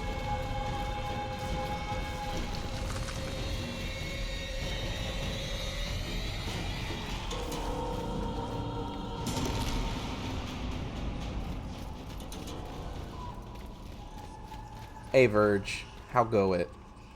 My son, within this remaining cavern, there are 3 more circles, one below another, each full of accursed spirits. One of them kind of sucks to play How through. and why are they imprisoned, those below? The first ring is wholly of the violent. Because violence can be done to 3 persons, in 3 rounds it is divided. Violence unto one's neighbor, unto oneself, and unto God. And below that? Of every sin that gains hatred in heaven, fraud, because it is peculiar to man, is the most displeasing to God. Therefore the fraudulent, and then the traitors, are the lowest. And more woe assails them than all the rest. So more or less what he means by that is that a lot of the sins up through the 7th circle tends to be sins of kind of an emotional nature. Like, for a lot of these, you can kind of get caught up in the moment and, like, you end up sort of, like, doing the thing that puts you here.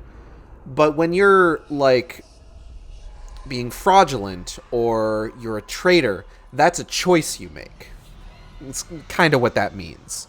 The people who did those knew what they were doing. But why are those in the circles above, in the storm and rain and mud? Why are they not also punished down here, in the ruddy city? Because their sins are of the flesh. Oh yeah, there you go. Unlike the sins of malice, which goes against nature herself. And then violence kind of like bridges the gap between those Who two. lies here? This tomb guards Anastasius. Oh yeah, there you go. The Pope. Whom Photinus led from the straight path. Are we done? Okay, that's all he's got to say. That was a lot of dialogue, Virgil. Okay, so Virgil kind of went into detail about what we're going to be seeing in the Circle of Violence, and the way that he broke it down is accurate to how it is in the poem. 3 different kinds of violence. Violence against one's neighbor, violence against oneself, which is something that we're going to be talking about, and violence against God. But first, we got to get past the Minotaur. Now, the Minotaur is unfortunately not a character. He's a big statue. Which is a bit of a shame, because if you're like me and you watched the animated movie before playing the game, you would have seen that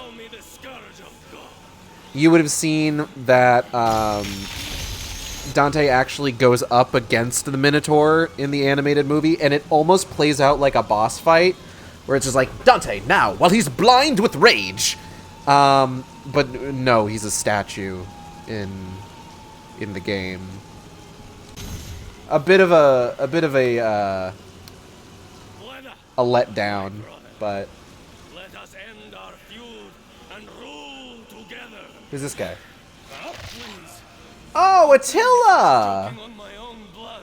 Scourge of the Earth, the feared emperor of the Huns, who is forever trapped amongst those who desire to be drenched in the blood of man. Has been chronicled. Mourn me with the blood. I don't really know a lot about you, but there you go.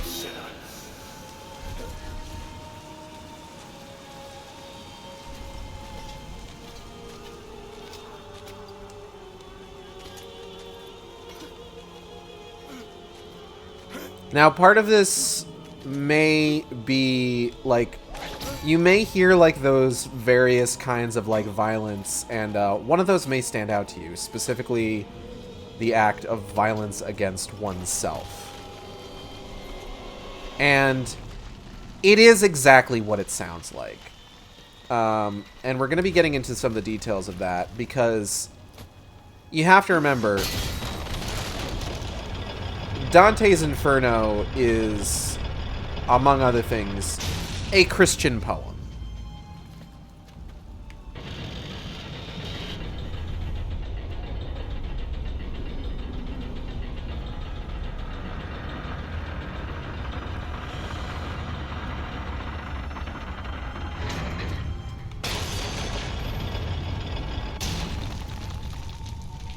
Alright, almost got it. So it has a Christian attitude, like a classically, or I guess Catholic would be more specific, since it's like, you know, the Pope and unbaptized babies and all thing, everything. So it's got like a sort of classically Catholic attitude about certain things, which, if you haven't gotten that at this point, I would be a little shocked. But there isn't really anywhere where this is more blatant than when we get to what is referred to as the Forest of the Suicides.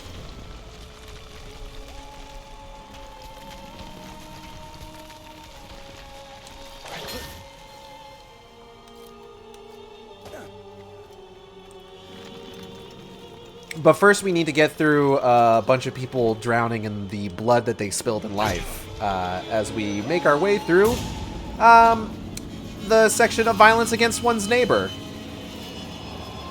The Phlegethon River of Boiling Blood. This is the third river in hell. We got some centaurs.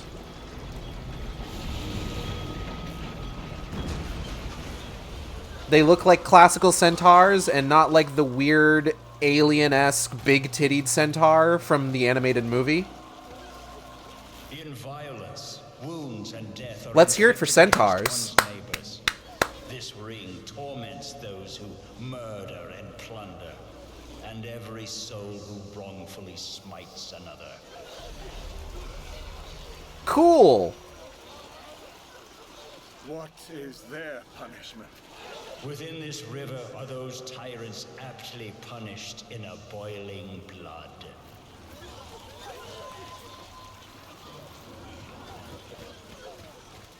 Boiling blood.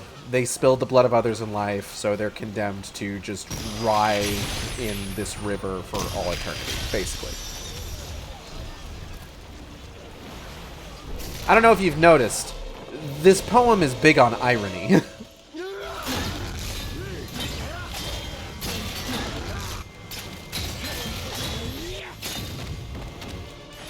So now we got flying dudes. So that's sucks.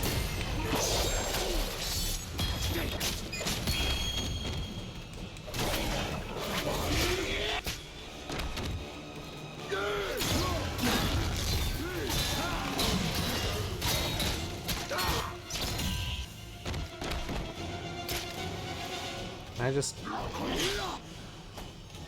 Give me those wings. God, I can fucking pop wings, honestly.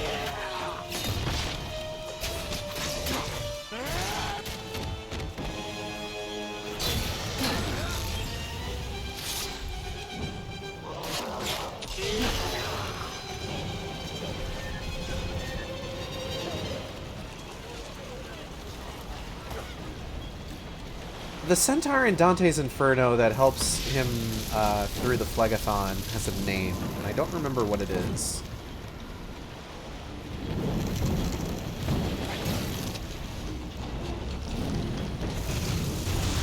Uh-oh.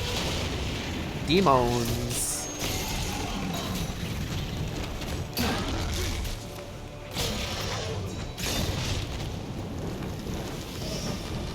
Woo!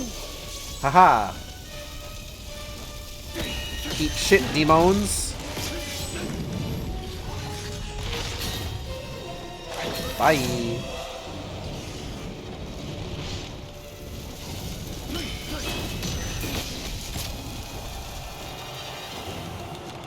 Oh shit. Okay, so that's that guy down. Oh, shit! Ah!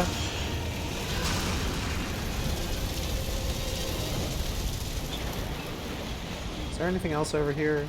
Anything that I could grab? No, not really.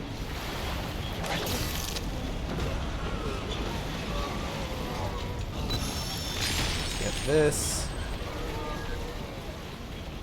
I do appreciate that those particular demons have like a tendency to fly over bottomless pits, which if we can knock them out of the sky, means instant death for them.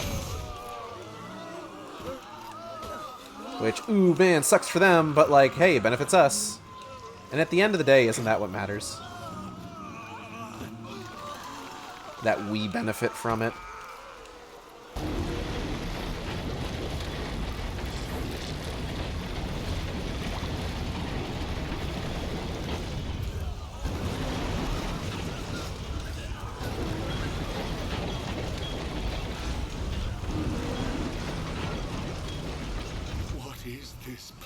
Oh, here we go. Go back. As your friend Dante, I'm telling you, you're not ready for this. Friend. So far, I've been ready for everything you have to offer. I'm gonna go ahead and just say right out here, fucking Satan warned him.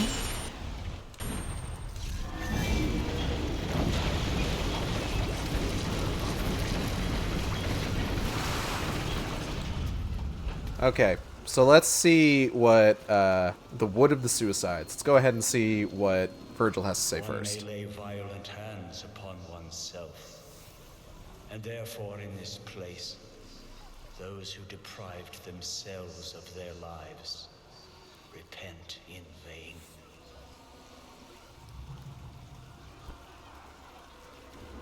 What lies ahead?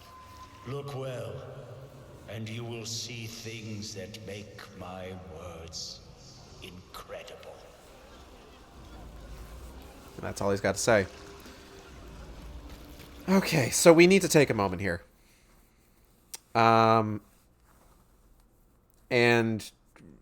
yeah, this is going to be just kind of like content warning for potentially a very frank discussion of like suicide and self-harm. In the context of Dante's Inferno, the poem, within the Divine Comedy, violence against oneself is a reason for a person to get condemned to hell. We got a heads up about this way at the beginning of the game with King Minos. In the very cutscene where he is introduced, he condemns somebody as a suicide. Now, two things get you put in this particular part of the seventh circle. Suicide and self-harm. The reasoning behind this within sort of like a classical Catholic Christian framework is basically you are doing harm to a gift given to you by God. And specifically with suicides, it's this idea that like you are committing violence against yourself to deprive yourself of and to deface the body which God gave you. We are made in his image, so violence against oneself is as though violence against God, basically, within the framework that we're working with here. Now, the fact that this is actually, so just full disclosure, in terms of imagery, and in terms of like the idea of like the sort of irony of punishments within hell, this is actually one of the more interesting parts of the poem, or at the very least it was to me. So the idea is that because you did violence against what is essentially intended to be seen as a gift from God, in death you are denied that. You are given a tree of brittle wood, or you're given a body that is basically a brittle tree, and you take root within the Wood of the Suicides. Now, all throughout the Wood of the Suicides, there are other condemned souls sprinting away from, I want to say, like, hunting dogs that are, like, constantly in pursuit of them. These are self-harmers. And as they run through the Wood of the Suicides, they break the limbs and everything of those who have taken root, causing them pain.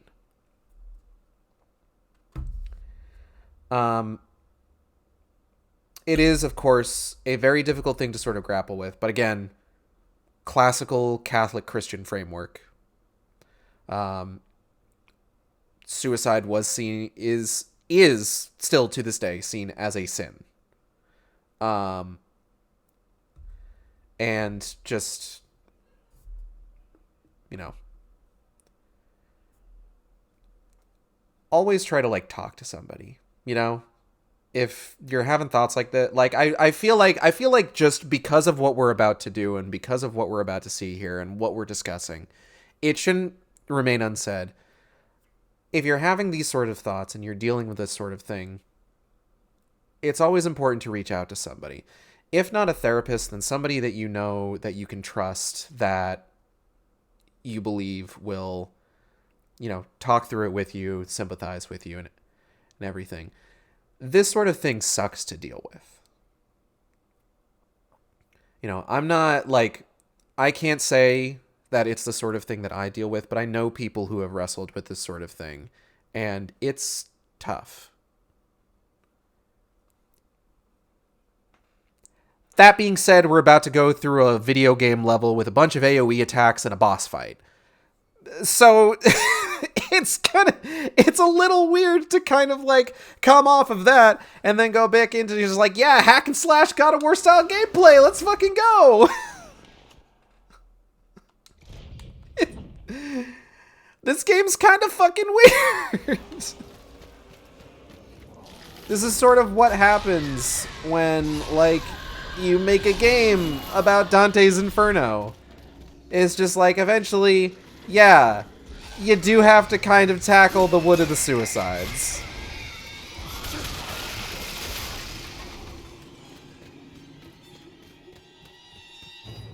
Anyways, let's kill this demon.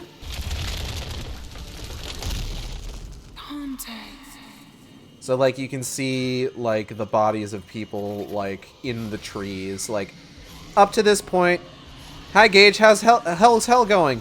Whoa, Ganon, we just reached the Wood of the Suicides. So, we kind of went from discussing a heavy topic right into just like, yeah, hack and slash God of War gameplay, let's go! So up to this point, the sort of, like, structure and, we just read the most heart-wrenching lore. I will say, this is kind of one of those, like, I guess ludonarrative dissonance kind of things, where it's just like, the way things are discussed in this game with regards to suicide, it's still sort of, like, treated tragically. You know, you notice, like, throughout the rest of the game, Virgil speaks, like, very, like, booming, like, angrily about, like, the damned condemned to hell, but when we get to the Wood of the Suicides, his voice turns, I need to fucking get away from this fucking thing, because, like, if I have to, like, listen to this goddamn, okay. Can I, hold on. His voice when discussing the Wood of the Suicides and, like, the sin of, like, suicide and self-harm has a much more sort of, like, melancholic, sympathetic tinge to it. Which, of course, clashes against the fact that, like, I mean, look at this fucking shit. Look at what we're doing right now. But, like, throughout our journey, like, through Dante's Hell, we've seen architecture and environmental bits that have, like, the twisted faces and forms of the damned built into it. It's different here.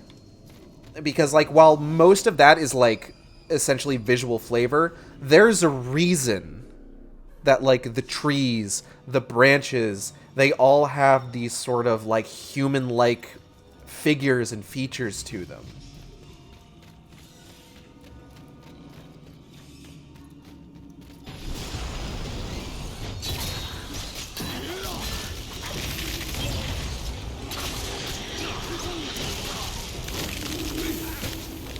It's not just flavor in this area. There's a reason for it.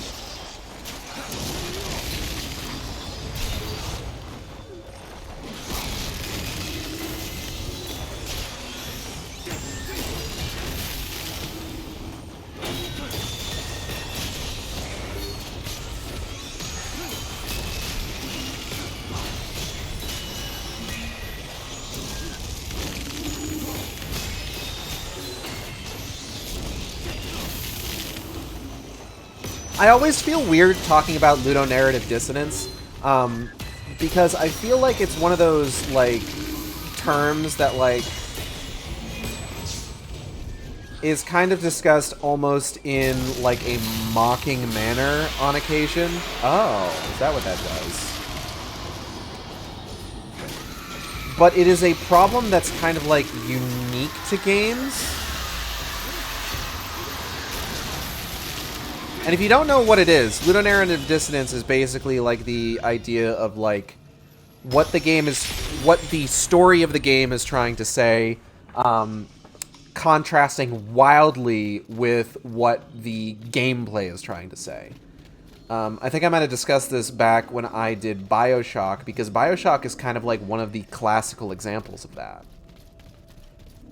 Where it's just like so much of like BioShock or BioShock Infinite is kind of like this violence is bad sort of thing. Or just like you're a monster for doing what you're doing, but like at the same time, like, hey, it's really fun to kill things in those games.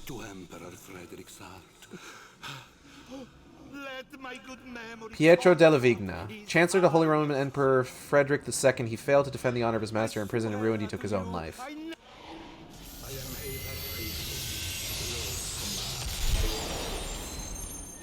Whether I'm going to punish or absolve anybody in this part of this fucking circle is not even, like, a legitimate question. Like, of course I am. You might try, but you just can't go on.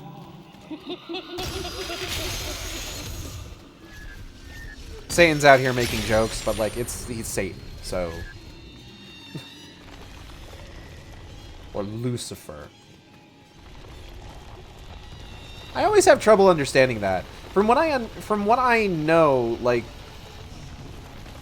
Satan and Lucifer are generally intended to be two distinct, like, characters, but end up getting kind of, like, conflated together.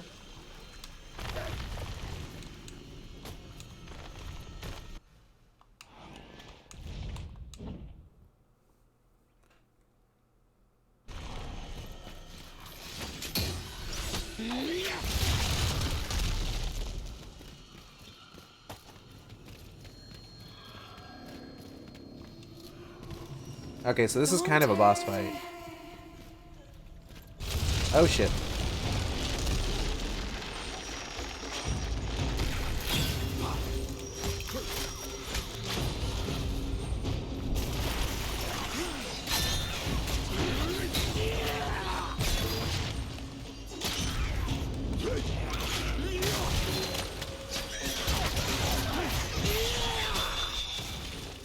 It's kind of a boss fight, but not really.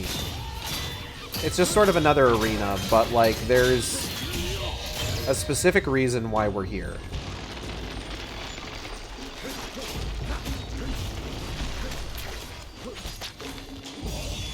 Hey, man. Stop it.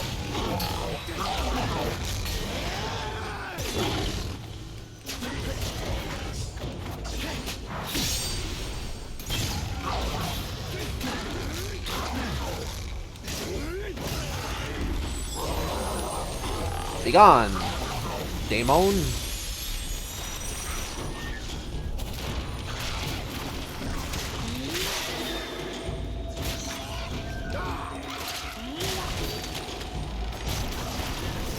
Oh shit.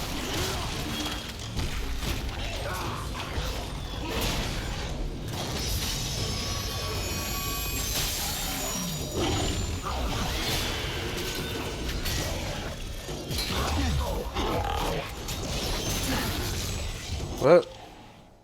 My phone's buzzing.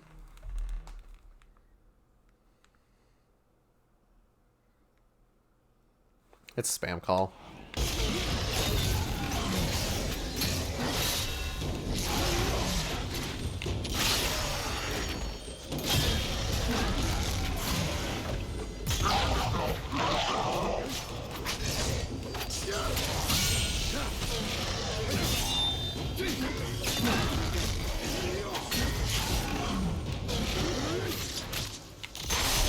Okay.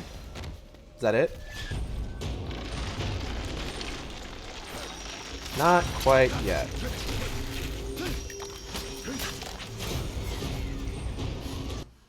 Here we go. Why do you break me?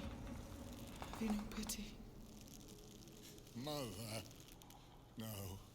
When the soul quits a body from which it has uprooted itself, Minos judges it to the 7th circle.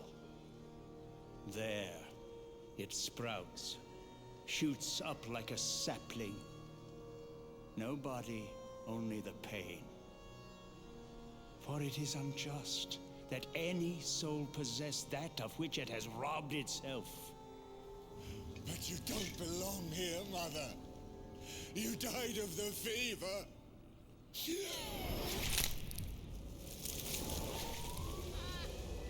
Her heart just gave out from the fever. She was too fragile.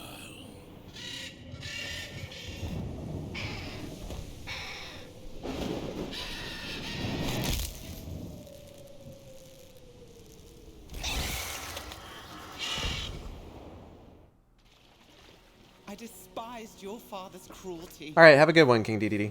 But I was too weak to defy him. And so I took my own life. And you learned his ways. Forgive me. The fault is mine. I had not the courage to protect you. Can you forgive me? I should have. Mother, why did I lose everything? Some men change, son. Others become the man they once were. The man they wish to be. Beatrice was all I had. Why did I betray her? It is too late for us, son. There is still time for her. Absolve me.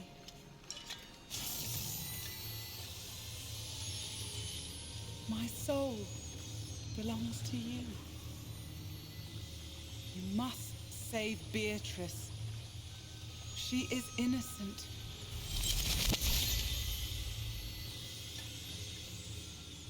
In the animated movie, we get a bit more, like, we see what Dante's father is like. Oh, shit. We see what Dante's father is like in this game, but we get a bit more of, like, his cruelty specifically against Dante's mother in the animated movie. I don't know if it is anything like how, say, like, Dante's father actually was in real life.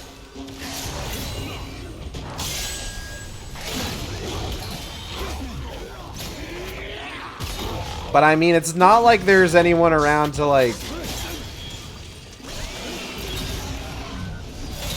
sue for slander from this hack and slash video game.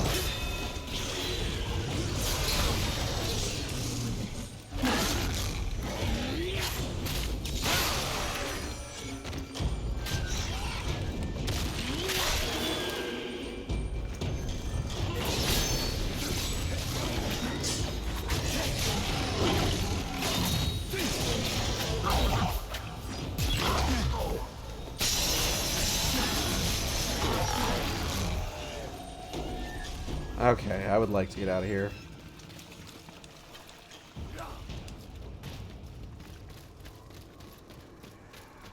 The next circle is a little bit more interesting to discuss anyway. Less awkward, too. Violence may be done against the deity by denying him in the heart. Violence against God. Generally speaking, this is claiming to do violence in God's name when you're just killing people, basically. The vengeance of God is to be feared, no? The 7 kings who besieged Thebes reside here. They feared not that vengeance.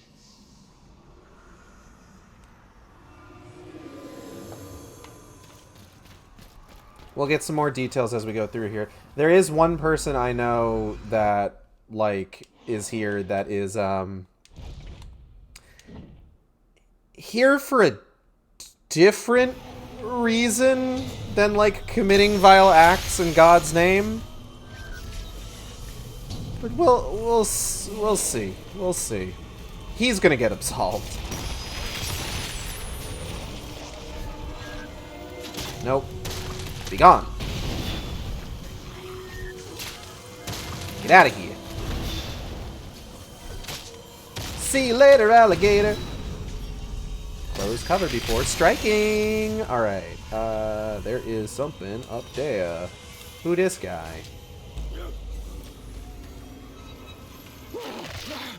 Bruno Latini, philosopher and scholar of Florence, an early mentor to young Dante. He suffers in the 7th circle of hell for the sin of sodomy. Brunetto Latini. Eternal. I would have forgave their deceit.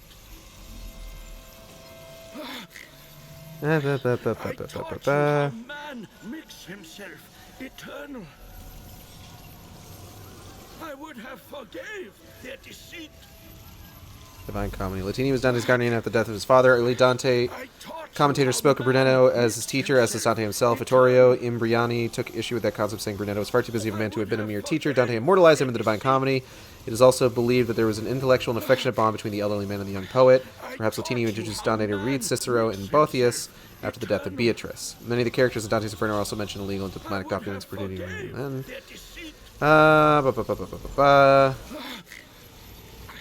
I taught you how man makes himself eternal. I would have forgave their deceit. Give me 1 second.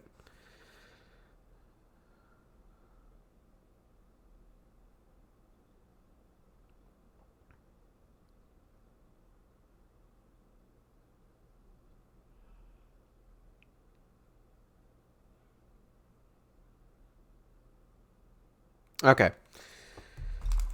So, within the poem of the Inferno, Brunetto Latini was a mentor to Dante. And generally speaking, Dante has the actual, like, real-life Dante had a degree of reverence towards the man. But he was... like, he's committed to hell for the sin of sodomy. This was apparently well known at the time. So Dante was just like, yep, I gotta put him here. We're gonna absolve him. I taught you how man makes himself eternal.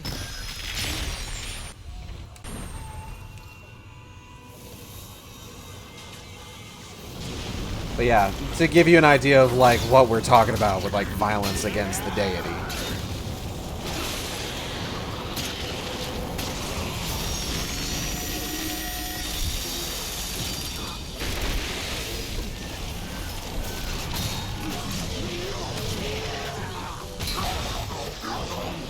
You have to keep in mind, this poem came out in, like, the fucking 13th, 14th century.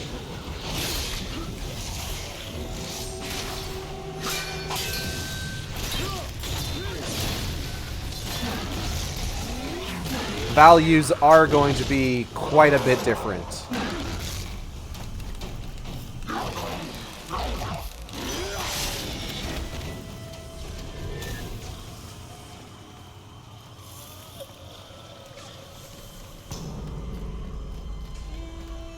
Who's this guy? What's your deal, buddy? Do not feel contempt for my plea. Wise warrior and leader of the Guelphs who enveloped himself in sodomy and the blood of men.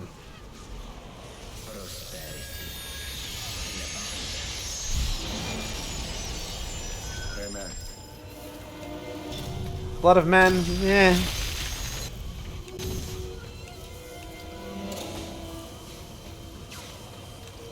who amongst us has not enveloped themselves in the blood of men?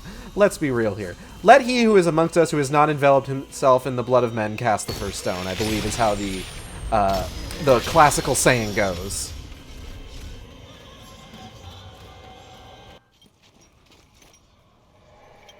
But guess who else is here? Shoop. Enough! Enough! Enough! No! It is not for us to decide the fate of these souls! What souls? That is why we fight! They are not us! Very unpog of you, Dante. Spill the blood of heathens! There is no shame! Their souls are already lost!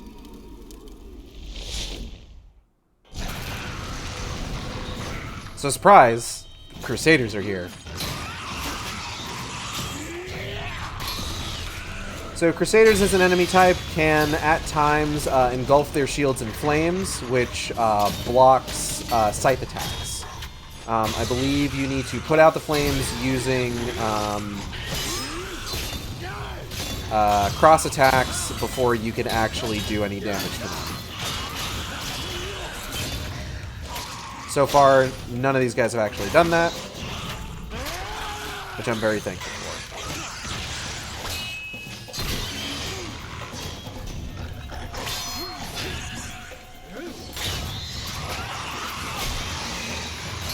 Means less work for me. Whoop.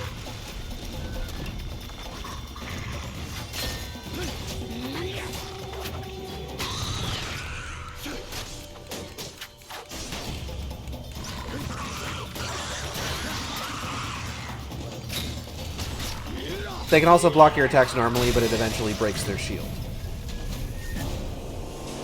I believe if it's enveloped in fire, the shield can't break. Essentially.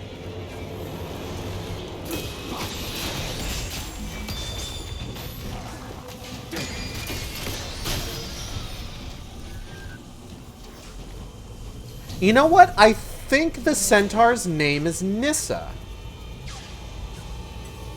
Like Nyssa? The one that carries Dante through the first part of the Phlegathon. At the start of the 7th circle. Oh. Oh, that's not what I wanted to happen. Not in the slightest.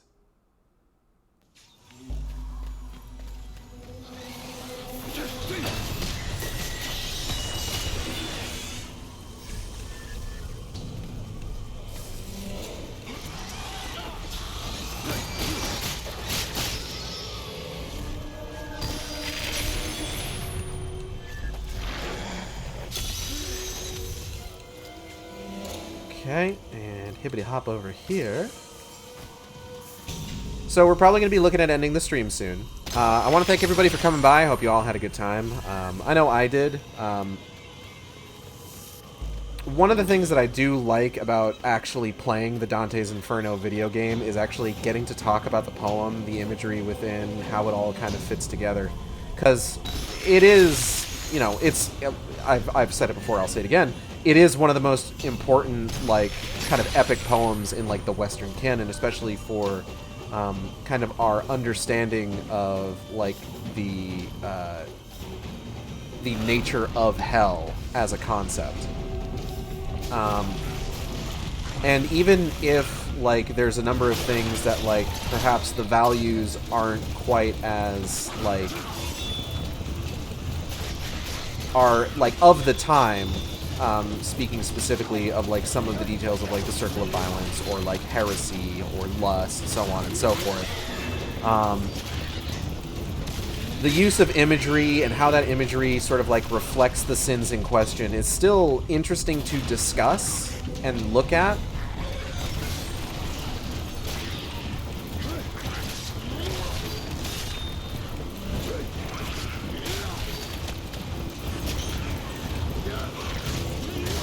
And I'm excited to keep going with it and show off some more of this game. So with the next stream, we're probably going to end up finishing the game. Just because we do only have the 8th circle and the 9th circle left. And then I'll probably show off a little bit of the Trials of St. Lucia, just to kind of give you an idea of, like, what that was like at the time that it was, like, actually active and, like, available to play. Though, obviously, we won't really be able to do anything with it because the servers for it have been closed.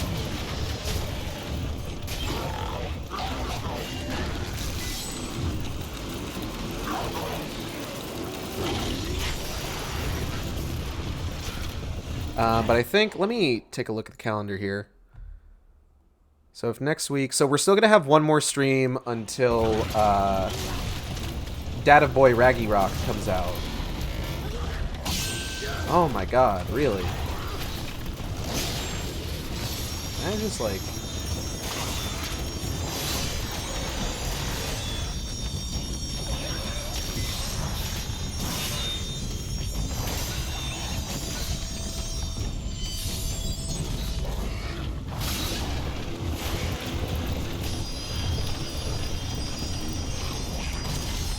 I just really want to be done with this sequence.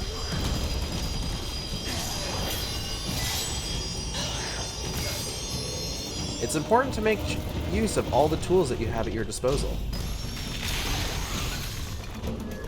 So we're probably going to end up needing to find something to do for like that last week prior to the release of Ragnarok.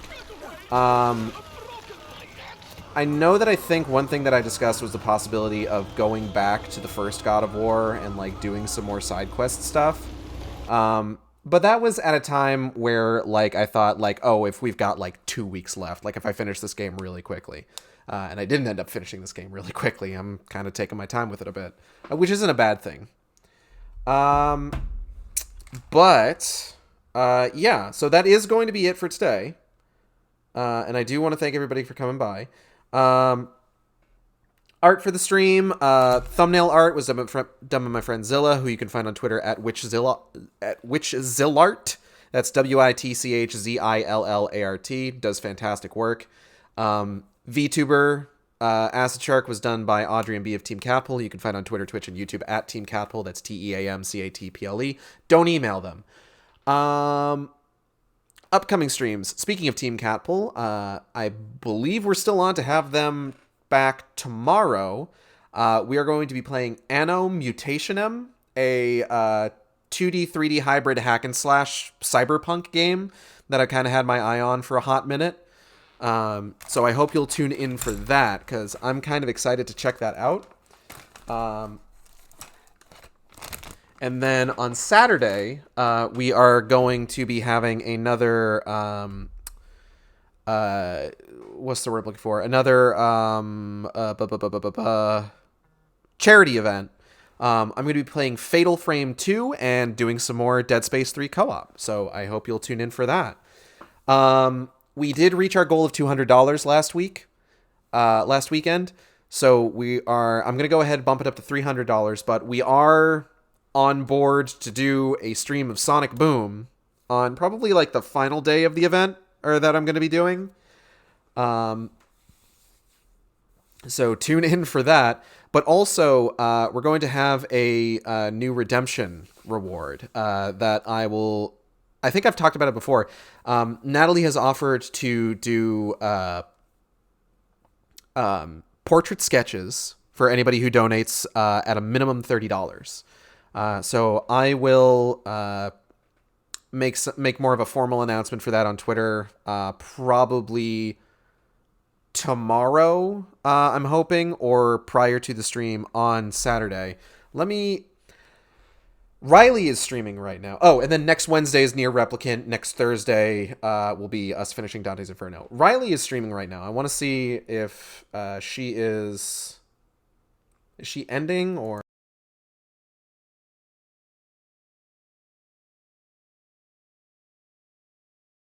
It seems like she's more or less going strong. So we're going to go ahead and raid Riley. Digitamer Riley. And I will see you next time on the Shark Stream. Same Shark time, same Shark channel. Take care, everybody.